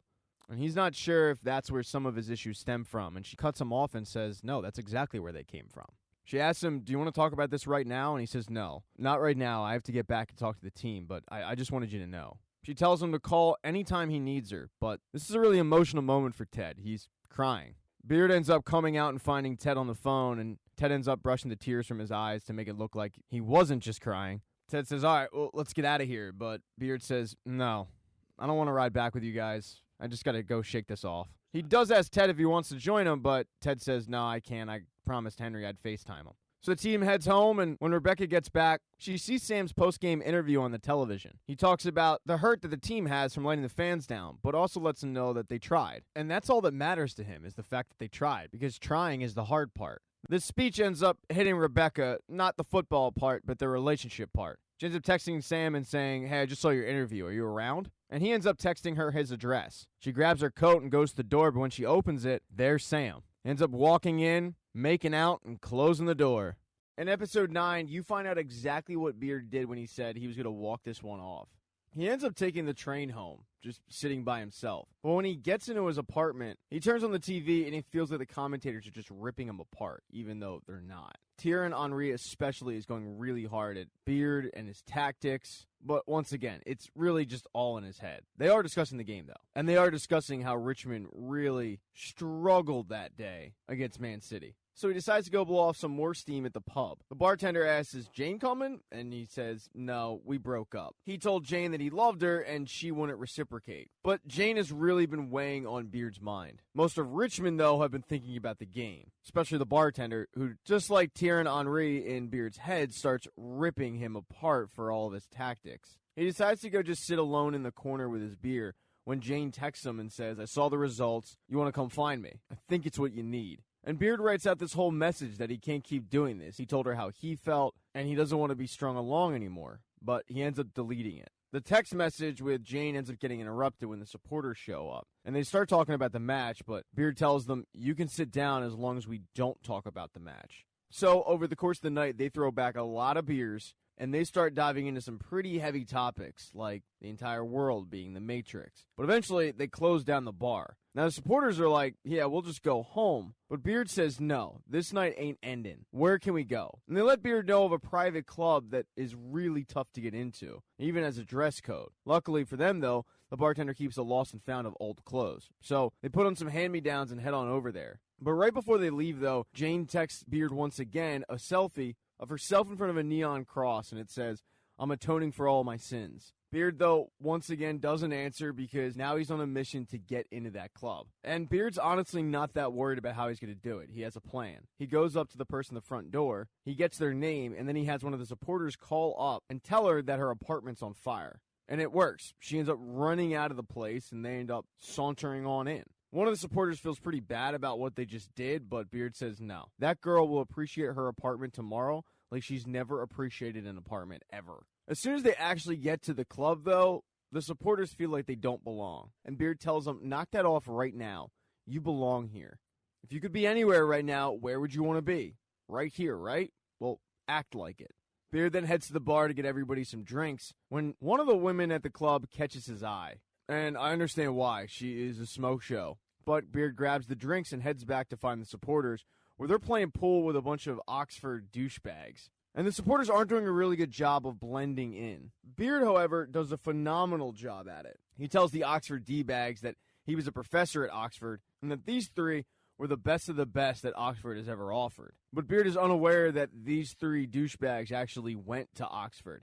So they start quizzing Beard about Oxford, what college he taught at, where he lived, and amazingly, Beard passes all of their tests. At the end of the night, they're completely convinced that Beard actually taught at Oxford. And the way that Beard knew all of this about Oxford is the fact that he used to date an Oxford professor, and Beard ended up doing this crazy thing called listening. As the supporters and the Oxford douchebags end up playing some pool, the woman in the red dress that caught Beard's attention before ends up catching it again. He ends up walking after her, but ends up losing her in a hallway. So Beard starts opening up some doors, and the first one he opens is a random room with a bunch of televisions stacked up on each other. Beard's kind of confused by this, so he sits down and is drinking his beer. When Beard starts imagining that all the TVs are turning on, they're all to the game, and Thierry Henry is once again ripping Coach Beard, going so far as to say that Beard's self-esteem is so low he would need a pep talk to commit suicide, and Thierry Henry would love to give him that pep talk. When Beard gets up to get out of the room, he rips his pants, and he yells, and one of the security guards ends up hearing this, comes into the room, and wants to know where Beard's membership card is, and obviously he doesn't have it, so he gets kicked out. But the smoke show that he was after is now outside on the street. She lets him know that his pants are ripped, but she doesn't live too far away, and she can fix them. And when a really hot woman offers to fix your ripped pants, you take them up on that offer every single time. And Beard does that. He heads back to her apartment, and she is giving off some vibes. That's one way to put it. Like, she could be a complete serial killer psychopath, because she tells Beard that she has a bunch of clothes from ex-lovers that she just keeps. It's her thing. But she's just hot enough where you go with it. So Beard takes off his ripped pants, gives them to her to fix, and she ends up giving him some disco pants that he can put on for the time being. They start talking about love, and he says he thinks he's in love right now with this woman who he can't stop thinking about. But then the woman in the red dress's cell phone rings. She asks Beard to get it, and it's a FaceTime with a guy who immediately questions who Beard is. The woman explains to the guy on FaceTime who Beard is, but he is so enraged that he vows to beat the hell out of Beard when he actually gets there. And while the woman tells Beard that this guy on FaceTime is nothing to worry about, Beard suddenly isn't so sure when the guy starts banging on the door. So Beard tries to get the hell out of there. He ends up taking the fire escape to the roof, but the guy ends up in pursuit. It gets to the point where Beard's only option is to jump into the dumpster. Beard takes off running from the guy and ends up hopping on one of the buses, where a Karen rats him out for not paying. And the issue is Beard left his cell phone and his wallet in that woman's apartment. So he can't pay, and he ends up getting kicked off. He wanders into a hotel and asks to use the front desk phone, call for a cab, but the concierge says no, it's for guests only. He then asks to use the concierge's personal cell phone, but the concierge is convinced that this is all a scam to get his identity. So Beard just ends up wandering out of the hotel. He goes down an alley where he sees three guys walking towards him, and he's convinced that these three are the supporters. But when he actually gets close enough to see who they are, turns out it's Jamie Tartt's dad and his two friends. And Jamie Tartt's dad is out for revenge. They end up chasing after Beard and beating the hell out of him. And Jamie's dad ends up picking up a pipe and is about to cave in Beard's head when Beard is saved by that guy who was chasing after him from the mystery woman's apartment. Once he knocks out Jamie's dad and he chases off his two friends, Beard's thinking that he's about to get the crap beat out of him some more. But the guy ends up just giving his cell phone and wallet back and saying, "Here, you forgot these at our apartment. I've been trying to find you." As they walk back to the street, the guy explains to Beard that he's a little bit of a hothead, but his girlfriend, Mary, explained the whole situation. The couple's having a baby, and he was worried that she was cheating on him because he used to be a cheat, so it's just something that he's been trying to fix, and he thinks he's been better at it. He does let Beard know, though, that Mary is keeping his pants, but she did say that he can keep the disco pants. So it's a pretty even trade-off. When the two guys go their separate ways, Beard looks at his cell phone, and he has 52 messages and 72 missed calls from Jane. And as he scrolls up to the text messages, he sees why there was panic from Jane's side, because she told Beard, "I love you." I mean, it's followed by a bunch of "fuck yous, you haven't responded, there's a lot of men after me," but Beard is excited because he got what he wanted. When he goes to call Jane, though, his phone dies. It's just been one of those nights.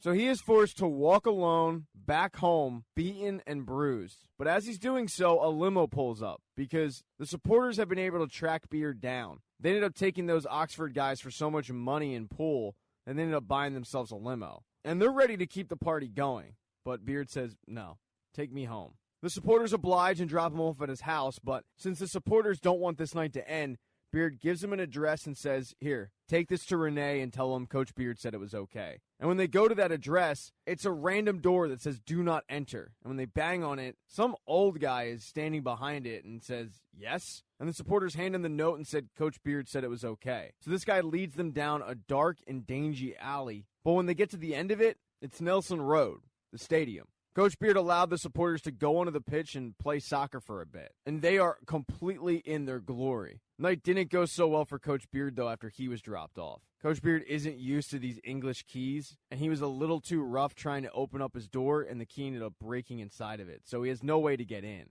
And on top of it, it ended up downpouring. So Coach Beard ended up walking over to a church where just outside of it, there's a neon cross that looks just like the one that Jane ended up taking a selfie in front of. But when Beard ends up getting into the church, there is no Jane. There's nobody. So with nowhere else to turn, Beard ends up praying to God. He starts praying to God about his relationship with Jane, saying that when he's with her, the world just feels more interesting. But then Beard starts faintly hearing some music. And when he follows it, it turns out that it is in fact a church, but it moonlights as a nightclub. And when Beard ends up going down to that club, he throws all his reservations out the window. He lets loose. And while he's dancing, he ends up running into Jane. The next day, Beard does end up showing up for work. Ted does end up asking Beard about his face because it's all beat up from Jamie's dad, but Beard just says, "I must have fallen out of the bed." They then get into coaching film. Nobody wants to rewatch yesterday's game, so they start doing so with the Benny Hill theme music in the background. It makes it easier to watch.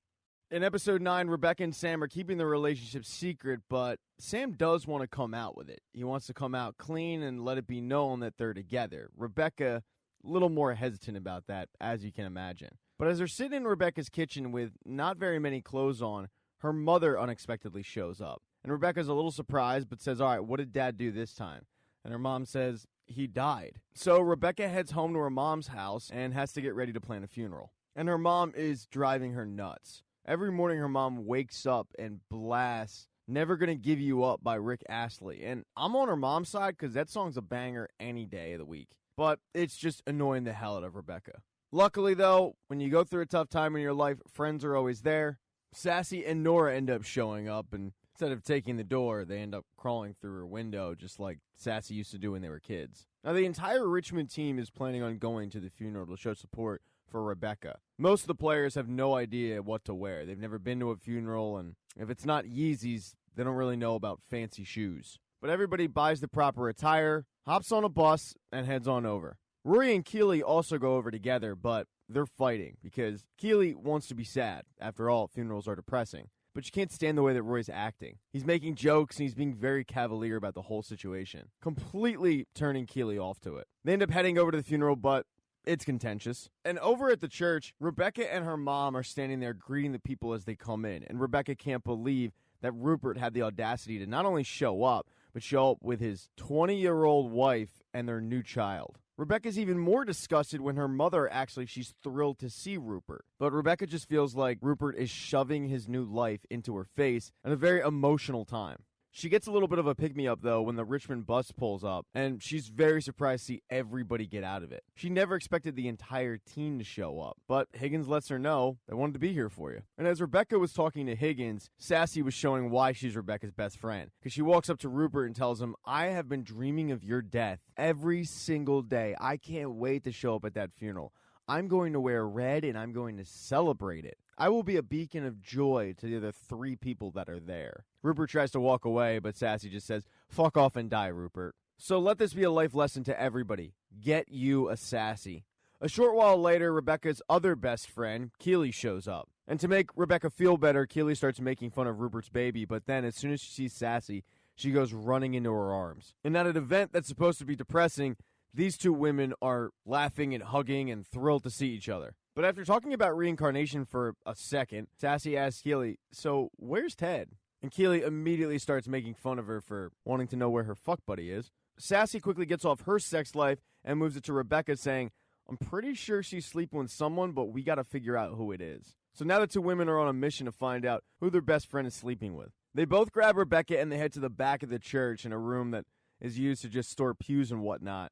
And they are laughing, they're being loud. And finally, Sassy just comes out and says, "All right, who is it? Who are you banging?" And at first, Rebecca acts like she's not sleeping with anybody, but Keely says, even though it's your father's funeral today, you're glowing like a girl who just got laid. So spill it. Who is it? And the trio is interrupted when Nora and Rebecca's mom show up because they've both been sent in to tell all three of them to keep it down by the priest. But as soon as they tell Nora what they're trying to do, Nora gets really excited. They start playing 20 questions. And it doesn't take more than 2 questions for Keely to figure out that it's Sam, which blows Rebecca's mind. But Nora, who had a crush on Sam, looks at Rebecca in a whole new light. I mean, Rebecca has truly become this girl's idol. But they've made so much noise that the priest has to come in and tell them, all right, everybody but Rebecca and her mom out. As her mom and Rebecca are sitting there, her mom mentions how she has to do a eulogy, and Rebecca wasn't planning on that. But her mom lets her know, it'd look really bad if you didn't do that. But she tells her mom, I don't care.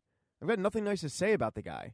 And her mom's a little taken aback and says, what's got into you? I mean, he was a good father, wonderful husband. I mean, what are you so angry about? And Rebecca says, I don't want to talk about it, but they end up getting into it. Rebecca tells her mom, if you want to know why I hate my dad so much, it's because he was cheating on you, and I saw it. She tells the mom her story about how she came home one day with Sassy and went up to steal liquor from the room, and that's where she saw her dad sleeping with a neighbor, and she's lived with that since that day, which was almost 30 years ago. And what made it worse was the fact that the next day her dad acted like nothing happened. But to Rebecca's surprise, her mom says, I knew about the cheating.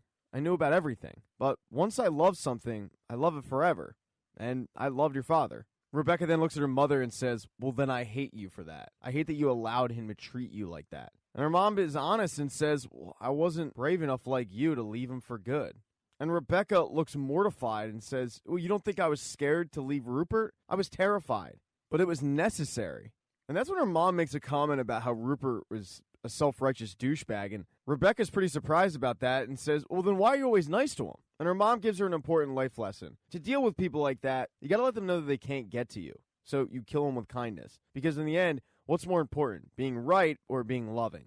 She then tells Rebecca, I was so proud when you left him because you realized that you deserved better. You know, I'm actually glad to hear that you hate me because for so many years, I thought you didn't feel anything for me. And I'll take your anger over your indifference any day. There's then a knock at the door and the priest shows up and says, all right, it's time to start. And the two women have to head out and start the funeral. But while they were talking, as Ted was getting ready to go to the funeral, he started having a panic attack. So he had to call Dr. Fieldstone to calm him down. And she ended up making a house call. Dr. Fieldstone starts it out by saying it's perfectly normal that he would have a panic attack going to a funeral because he's probably having flashbacks of his own father's funeral. But Ted says, I didn't go to my dad's funeral because he quit. Ted then goes on to tell the story of how his dad died. Just like Rebecca, it was 30 years ago. He had run home to grab something, and as he was heading to his room, he heard a bang. When he went into his parents' room, there it was, his dad, dead. So he called 911, grabbed a beer to cope with the pain, and then called his mom and said, you gotta get home right now. Dr. Fieldstone says, I'm sorry that happened to you, Ted. And I understand why you're angry with him, because he took a lot away from you. And Ted corrects her and says, he took a lot away from me and my mom. But then Dr. Fieldstone asks, what was he like? And Ted says, he was a good man. He talked a lot, probably could have listened a little more. Fieldstone then asks, what did you love about him? Because I've heard what you hate about him, but tell me something that you loved about him. And Ted tells her that when he was in 5th or 6th grade, he was supposed to read Johnny Tremaine for school. But, of course, he didn't, and he was stressed out the night before because they had a big test. He couldn't sleep, and his dad found out the reason why and said, look, go upstairs, think about something you're looking forward to, and that'll help. And sure enough, Ted fell asleep. And when he woke up the next day, his dad told him, I'm going to drive you to school. Normally, Ted took the bus. And on the way to school, Ted's dad told him the entire story of Johnny Tremaine because Ted's dad had stayed up all night reading the book just so his son wasn't stressed out about some stupid reading assignment at school. Ted pauses for a little bit and says, he was a good dad. You know, I don't really think he knew that. I think if he would have known that, he wouldn't have done what he did. And then Ted starts crying and saying, I just wish I would have told him more. Ted starts really crying and says, I was just so angry at him because he was always gone for work or out with friends. Then all of a sudden he was just gone. And then I knew right then and there that I was never going to let anyone get by me without understanding that they might be hurting inside. Because life is hard. It's real hard. Ted starts breaking down. And then he asks Dr. Fieldstone for a hug. And she's more than happy to give Ted a hug. And as they're hugging it out, he asks, are you going to charge for this? And she says, oh, absolutely. And the house call. So they kind of laugh about that. And then Ted heads off to the funeral. By the time that Ted walks in, Rebecca is just about to start her eulogy, but she can't really find the words on what to say. So she just starts mumbling the lyrics to Never Gonna Give You Up. And at one point, she gets too choked up to finish the lyric, and that's when Ted, who is sitting all the way in the back of the church, sings Never Gonna Say Goodbye. And one by one, everybody who's in attendance starts singing the lyrics to this 1980s classic. The funeral ends and Rebecca, her mom, Sassy, they're all saying goodbye to everybody who's shown up. And Rebecca has learned from her mother because when Rupert comes out, she's incredibly nice to him. Right before he leaves, though, he tells Rebecca that he convinced his wife to give up her shares in Richmond, and they're just going to give them to Rebecca. He says he just doesn't have time for football anymore. He then starts to walk away, but Rebecca notices that before he gets in his car, he stops, says something to Nate, pats him on the shoulder, and then he leaves, which is a little weird. Everybody then heads over to the wake, and at the wake, Rebecca grabs Sassy and Keely and lets them know that she thinks she has to break things off with Sam. They both start kind of busting on her, but then Sassy notices Ted from across the room, and she ends up leaving, because grief is nature's most powerful aphrodisiac. With 1/3 of the conversation gone, Rebecca tells Keely, all right, wish me luck, and then she goes off to go find Sam. And now Keely's standing there all alone, and that's when Jamie walks up. She offers him a beer, but he says, no, listen, I know that you're with Roy and you're happy, but today's made me realize that I'd hate myself if I didn't just come back to Richmond to get away from my dad. I also came back because of you. I finally think I'm becoming the best version of myself, the man that you always thought I could be. And I know that this is a pretty crappy thing to do, but I love you. And she doesn't say anything, so he kind of just walks off, and she's still processing it when Roy comes up. And Roy apologizes for how he's acted the entire day. He tells her that he doesn't deal with death well because when his grandfather died when he was a little kid, he wished to God every single day for an entire year that he could just have one last conversation with him, and he never got it. And that made him realize that you only have one life, so you don't want to waste a second of it. He then says to Keely, I love you, and I'm sorry. So in the span of about a minute, Keely's had 2 men tell her that they're in love with her. At this point, Rebecca has found Sam. She's cornered him in a closet. And before she can even break it off, he says, I've wanted to do this all day. And he just gives her a hug. She then starts to break it off with him, saying that there's only one thing she can't get past, and that's the fact that he's wonderful. And that's a bad thing because it means that he could really hurt her. And that scares her. And because of that, she needs to figure that out on her own. Why does a good guy scare her so much? So Sam, being that good guy, tells her, take as long as you need. I understand. As the wake starts clearing out, Rebecca and her mom are saying goodbye to people, including the entire Richmond team. And Ted is the last one to leave. Rebecca asks him if everything's okay, and he says, oh, no, everything's not okay, but me? Yeah, I'm doing okay. He then recalls a nice story about Rebecca's dad, and then he heads off with Sassy. With Rebecca and her mom staying there alone, her mom asks her, are you and Sam taking a break? And Rebecca's pretty surprised that her mom even knows that, but her mom reminds her, I'm your mother. I know everything. Besides, I saw Sam coming out of the closet, looking pretty sad. And Rebecca doesn't say anything, but her silence says it all. They then head back to Rebecca's mom's house to start looking over some old family photos, and they even pop in a VHS tape of Rebecca when she was a little kid. But midway through, Rick Astley shows up, because her mom had taped over the video. So these 2 women literally get rickrolled. In episode 11, Richmond is rolling. They are 1 win away from getting back to the Premier League, and they're led by Sam, who just scored his first career hat trick. But as everybody's congratulating him, he gets a text message from Rebecca. And she does congratulate him, but it's more of a friend and not a romantic partner. And that's pretty disappointing to Sam. The next day, Ted, Rebecca, and Keely are all in Rebecca's office, and they're all discussing how Keely is going to be featured in Vanity Fair's Women of Business section.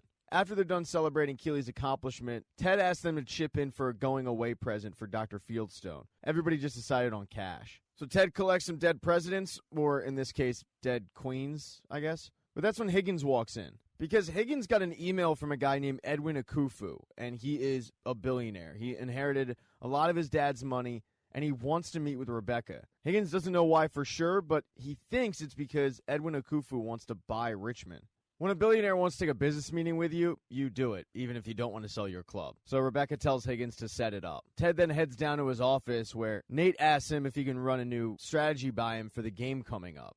Ted loves it and says, yeah, all right, we'll run it through practice today. But Ted's cavalier attitude with it annoys Nate because he feels like this is another one of his ideas that Ted is going to take credit for. So he tells both Beard and Roy that when this works, and it will work, he's going to let everybody know that it was his idea. And Roy tells Nate, that's the job. Nate then asks both of them, but don't you ever want to be in charge, get all the credit? And Beard says that Ted winning, Ted doing well, is going to shine a light on all of them. The coaches then head out to practice, but the practice is interrupted when a caravan of security and a helicopter show up. And that's because Edwin Akufu has arrived in Richmond. He quickly meets with Ted, says hello to him, But then he heads up to meet with Rebecca. Rebecca does want Ted in the meeting, though, so right after practice, Ted also heads up. And Rebecca lets Edwin know that she has no interest in selling Richmond. And Edwin says, I'm not trying to buy your club. I'm trying to buy Sam. I've recently purchased a club that I can't talk about right now, but it is a team in Africa, and Sam might be interested in going home. And I understand he's under contract for 3 more years. That's why I'm going to make you an offer you can't refuse. But Rebecca really doesn't have any interest in listening to an offer from Sam, although she kind of owes it to Sam to at the very least let him talk to Edwin and make that decision for himself. So Sam comes up to the office and him and Edwin head off to talk. But Rebecca is suddenly flooded with emotions at the idea of Sam leaving. Sam and Edwin start off their day touring a museum. They're looking at a painting done by a famous African painter, and Edwin lets Sam know that he recently purchased it so he can get it back to where it belongs. He also admits, though, that he's not the everyman he appears. He actually hired everybody in the museum. They're all actors. They then head off to have some traditional African food, but he also tells Sam that this place doesn't actually exist in London. He flew in his own cooks. While Sam appreciates all this, he does end up telling Edwin, I don't see myself leaving Richmond for whatever team you're thinking of buying. And that's when Edwin tells him the team he's buying is Casablanca. He plans on making Casablanca one of the premier clubs in the world, and he wants Sam to be a part of it. In fact, he wants the entire club to be African. He tells Sam, you inspired the world with bringing awareness to what was going on at home. That's why I want the man you are, not just the football player. Sam wraps up his day with Edwin, and Edwin gives him 72 hours to decide what he wants to do. But upon walking back to his house, he's giddy. He calls his dad and tells him what an awesome day it was. Although, when he does get back to his place, Rebecca is waiting for him. Rebecca's been so conflicted on what to do with Sam that she had to come right out with it. She told Ted. The two were having an affair. She didn't know what to do. And Ted was supportive as always, but didn't really give her an answer. So she headed over to Sam's house and waited him out. So when he arrives, she tells him, I can't give you an answer on us. And I also can't ask you not to go if you want to. But I just want you to know, I hope you don't go. As for the rest of Richmond, after practice that day, Roy went to go pick up Phoebe, but it was a half day.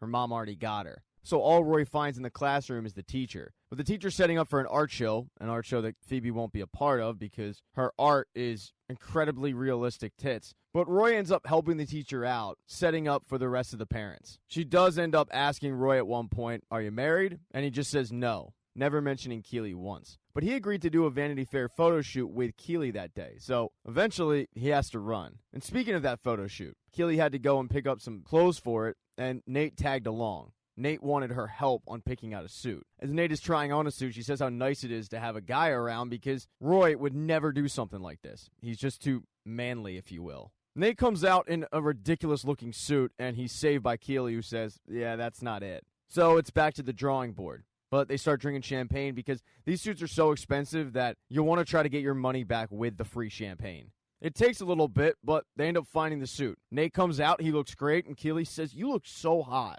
She goes in to go fix his tie, and out of nowhere, he just says, do you ever feel like you want to be the boss? And Keely says, yeah. After meeting Rebecca, she's the one who really inspired me to be a boss. People like you and I, we can't help but dream big. And no one's going to fight harder for their dreams than us, right? I mean, the scariest part is just making the decision to go for it, because once you do that, and then Nate shuts her up by kissing her. He immediately pulls back, though, and starts apologizing, and Keely starts telling him, don't worry about it, it's okay, but it's very awkward, and the damage is done. So now Keely has that weighing on her conscience. On top of it, she's extremely nervous about this photo shoot. And Roy, who just arrived, tells her, you're going to be great. You've done 1,000 magazines. But the reason that Keely's nervous is because those were all about her looks.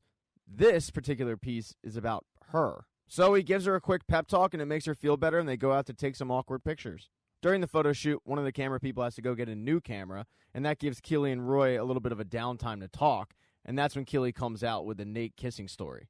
And Roy isn't really that mad, probably because he doesn't really see Nate as a true threat. He just thanks her for telling him. He then tells her about the situation with Phoebe's teacher, about how she asked if he was married or not, and he just said no, and nothing else. But Keely one-ups everything when she tells Roy about how Jamie came up to her during the funeral and told her that he still loves her. And that is a whole lot for Roy Kent to process. They don't talk about it because the photographers come back and she starts snapping away. And then finally, there was Ted. He heads up to Dr. Sharon's office to invite her to a party the next day, but she's not there. Higgins is. He's reclaimed his office because Dr. Sharon dipped out a day early. Ted cannot believe that she left without saying goodbye. And Higgins tries to hand him a bunch of letters saying, well, she wrote everybody a letter saying goodbye, but for Ted Lasso, that is not good enough. So he heads to her apartment and he waits her out. And when she shows up, he doesn't even wait to exchange any pleasantries. He gets right into it, yelling, "How could you just leave?" She apologizes, saying she's not very good at goodbyes, and he says, "Well, as a baby, I wasn't very good at walking and talking, but I stuck with it, and look at me now." I mean, we had a whole thing planned for you. Instinct's bye-bye-bye routine. Hell, we even got you a gift. And that's when he slams down the envelope of cash. Fieldstone says, well, "Ted, you knew I was leaving." And Ted says, "Yes, I did. But at the very least, I thought I'd be able to say goodbye to you. I mean, my dad left. My wife left. I mean, out of everybody in the world, you're the only one who knows how I feel when I get abandoned. And you picked up and left." Fieldstone explains that she wrote about all of that. It's all in the letter that she wrote him. And Ted pulls out the letter and says, "Oh, this? Well, I'm not going to read your letter. You got something you want to say to me, say it to my face. I mean, I thought we had a breakthrough." And she says, "We did, Ted. Thanks to you, I've learned that expressing my vulnerabilities can help my patients with theirs. You helped me become a better therapist." And Ted cannot believe that she was about to just skip out of town without telling him any of that. But she tells him, "Ted, it is in the letter." So Ted picks up the letter and he opens it up and he starts angry reading it. But it doesn't take more than a paragraph for that angry face to turn into an emotional one. Because Ted is pretty touched by what Fieldstone wrote. When Ted finishes the letter, she explains that she's just more comfortable with writing goodbye than saying it. And Ted's demeanor has changed. She tells him that her train to Royster doesn't leave till midnight and asks him if he wants to buy a drink. And since she suddenly has a ton of cash, he takes her up on it. So they head to the pub. And they're having a ball. They're playing pinball, throwing back a few drinks. But Ted heads to the bathroom and Fieldstone heads to the bar to grab 2 more drinks. But when the bartender returns, she only returns with 1 drink. And Fieldstone's a little confused because she ordered 2, but that's when the bartender hands her a letter and says, "Ted asked me to hand you this." And it's a handwritten letter from Ted Lasso that says, "Goodbye." And Fieldstone can't believe that Ted just got her with her own move. He also made sure the bartender put one of those little army men in the drink. So Ted Lasso's night ended on a high note. But as he's standing in his apartment, he gets a text message from Trent Krim, the Independent. And Trent sends him a link to a story that he's written saying this will be in tomorrow's paper. And the story is all about how Ted had to leave the sidelines because of a panic attack. Trent then texts him, "As a journalist, I had to write that. But as somebody who respects you, my source was Nate. Would you care to comment?" And Ted says, "No comment." And in the season finale, the soccer world is abuzz with the Trent Krim report. Everybody's talking about how Ted had a panic attack. He can't avoid it. He's getting a lot of supportive texts, including his ex-wife. They start going back and forth, but he just kind of plays it off like he's fine. But as he steps foot out of his apartment, he realizes that he is the center of attention. Everybody's staring at him. It's like everybody knows his deep, dark secret. When he finally meets up with Beard, though, Beard acts like he doesn't know what's going on, even though he definitely does. As he makes his way over to the pitch and up to Rebecca's office to give her biscuits, Rebecca has received flowers from Edwin Akufu. But it's not as nice of a gesture as it seems, because the card says, "Sorry for your loss. Sam will be great with us." Ted then walks into Rebecca's office, and immediately Rebecca says that they will find the rat. And not only will they find the rat, she's planning on calling Trent's newspaper and finding out who the source is. But Ted starts defending Trent, saying he's a good guy, and saying that they really don't need to look into who the rat is.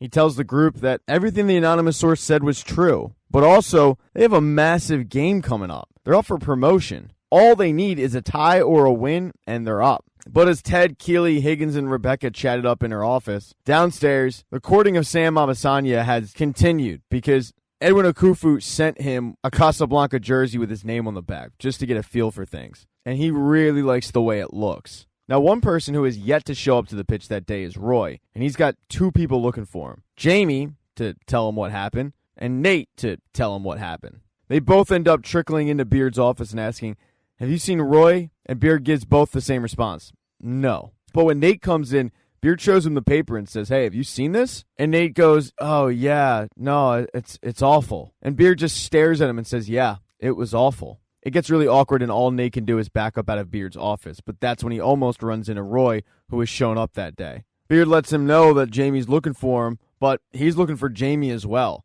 He yells for Jamie, and they go into the equipment room. And before Roy can even get a word out, Jamie explains the whole thing and apologizes, saying he doesn't want to get in between Roy and Keely's relationship. And instead of beating the crap out of him, which is probably what the old Roy Kent did, he just grunted and forgave him. Everybody then needs to head out to the pitch for practice. and Ted needs to address the elephant in the room. He apologizes to the team, saying that what was written in the paper is true, but he didn't like the fact that they found out that way, because they should have found out from him. They immediately forgive Ted for this, but vow that when they do sniff out the rat, they're planning on taking socks full of soap to his stomach. But Ted tells them the same thing he told Rebecca. Guys, don't even worry about it. Let's focus on something more productive, like Nate the Great's false nine. So the team heads off to practice. But as they're out there trying to perfect the false nine, Keely gets a very exciting email. The people that backed Banter want to back Keely, giving her enough money to open up her own PR firm. Problem is, this would force her to leave Richmond. Because of this, she needs a little bit of advice. Normally for a thing like this, she would go to Ted or Roy, but they're at practice and she can't tell Rebecca, so she goes to Higgins. And the advice that Higgins gives her is that a good mentor will hope that she moves on, but a great mentor will know that she'll move on. So that gives Keely a pretty good idea of what to do. So practice wraps up, everybody goes their separate ways. Keely goes home to Roy, and they're talking about their days, and Roy tells her what happened with Jamie. And she tells Roy about the finance PR firm. And they start celebrating a little bit. Keely tells Roy how much she loves him. Spirits are flying high. As they crack open a bottle of wine, Keely gets a ping on her tablet, and it ends up being the Vanity Fair article. It's published. But as they scroll through it, all of the pictures are just of Keely.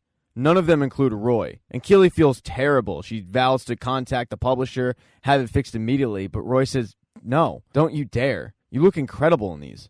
And then they head up to the bedroom to, celebrate in other ways. But then there's Sam, who's walking home, and he's still conflicted on exactly what to do with Edwin's offer. Edwin is still in town, waiting for his response. And Sam needs some advice, just like Keely did earlier. But Sam doesn't go to Higgins. He ends up calling his dad. And the advice that his dad gives him is that the universe will give him a sign to let him know what he should do. As soon as he hangs up the phone with his dad, he sees a bunch of kids playing in the park. And one of those kids is wearing Sam's Richmond jersey. And that could be the sign that Sam needed, but he still is undecided. Now, two people who are not celebrating, but they are together, are Beard and Ted. They head to the pub that night for dinner, and Beard says, so, are you going to say anything to Nate? And Ted has this philosophy that when it comes to apologies, you have to wait for it to come to you. But Beard knows that that's not going to happen. Nate's not going to go to Ted. But even though Nate might need a little push, Ted's not going to push him to do it. Beard, though, is concerned. He thinks that getting an apology from Nate will be good, not just for Nate, but more importantly, good for Ted. Because Ted has been bottling all of this in, and he's worried that eventually he's going to bust. The next day, everybody starts heading to the pitch, and Keely has told Rebecca.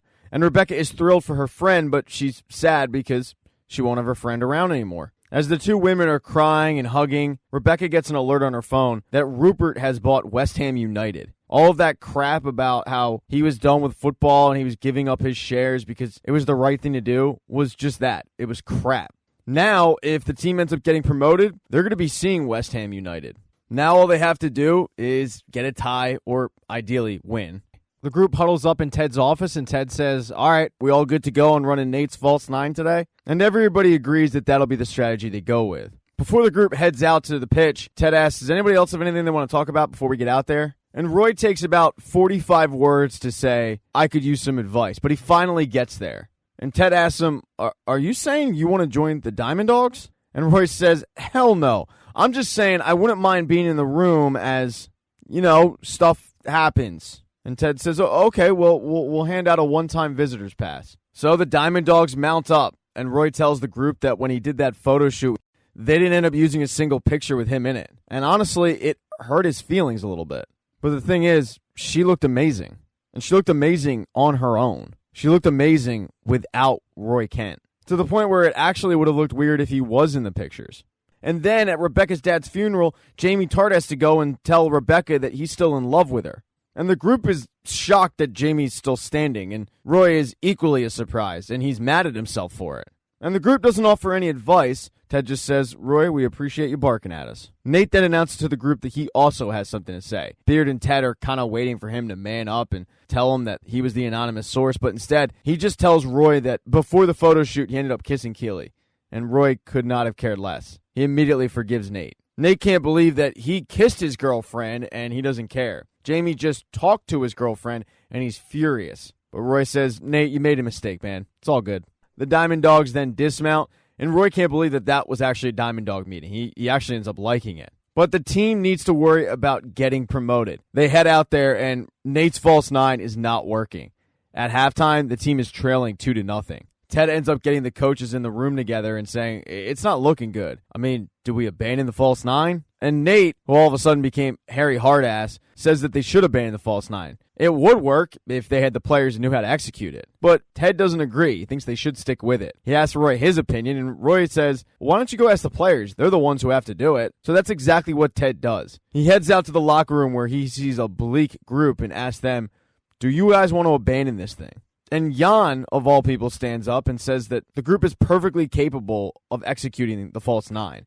It's a good strategy and it will work. And he's so honest that everybody knows he can't lie. So it's set. The group is going to go out in the second half and try to execute Nate's false nine. They all put their hand in a circle together, but they're waiting for one person, and that's Isaac, who walks right through the circle over to the believe sign that Ted put up last year, and he touches it. And instead of everybody doing a hands in a circle, they touch the believe sign, and they head out for the second half. But as Ted is making his way out, he notices that Nate is just pacing in his office. He goes in and asks him, is everything okay? And Nate says, yeah, Ted, everything is okay. Ted walks in and says, Nate, what is it? What did I do? You're mad as hell at me. I just want to know why. So Nate turns around and tells him, you made me feel like I was the most important person in the whole world. And then you abandoned me. And I worked my ass off trying to get your attention back. But the more I did, the less you cared. Nate starts wiping tears from his eyes and he yells, it's like I was invisible. You don't even have the photo I gave you for Christmas in your office. It's just a picture of dumb Americans,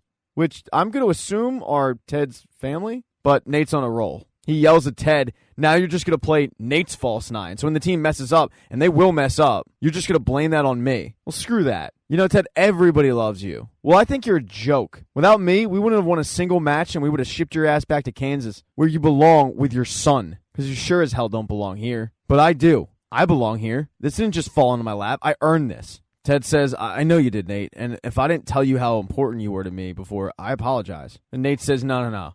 You're full of it. You know what? Fuck you, Ted. And then he walks out.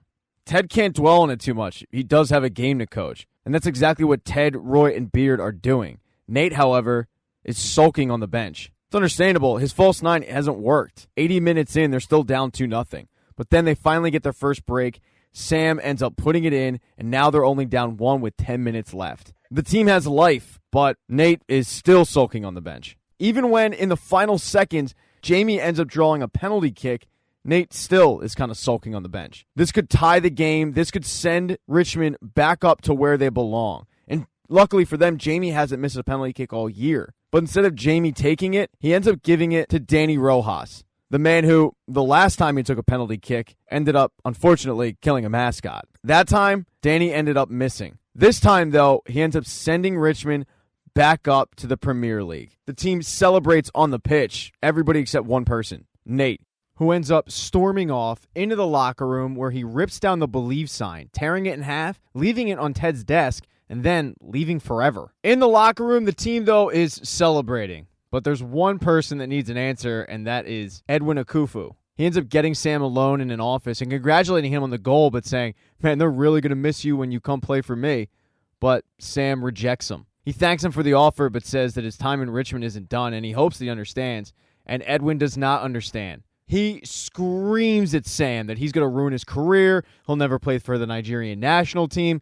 He is very upset. Sam then heads back in to celebrate with his teammates, and Ted heads to the podium to do the post-game presser. And the big question on everybody isn't necessarily going up to the Premier League. It's the report that came out over his panic attack. And Ted opens up to the media about his struggles with anxiety, but there's one media member that is noticeably absent, and it's Trent Krim from The Independent. After the presser, he heads up to Rebecca's office and they celebrate with some champagne, and she lets Ted know that Rupert just bought West Ham United. So they end up talking about how they're going to end up running into Rupert next season. But as they're discussing this, Sam walks in, and it gets extremely awkward because Sam doesn't know that Ted knows. Rebecca knows that Ted knows. And obviously Ted knows that Ted knows, but he tries his best to make things not awkward. So Sam stays, and he tells them that he's decided to stay at Richmond. Ted ends up asking him, Sam, I'm just curious, but why did you decide to stay? And Sam looks at Ted and says, I wish I could say it's because of my feelings for you, but the truth is, I think I need to stop worrying about how others feel about me. I'm staying because it's what's best for me and my journey. and then Sam leaves.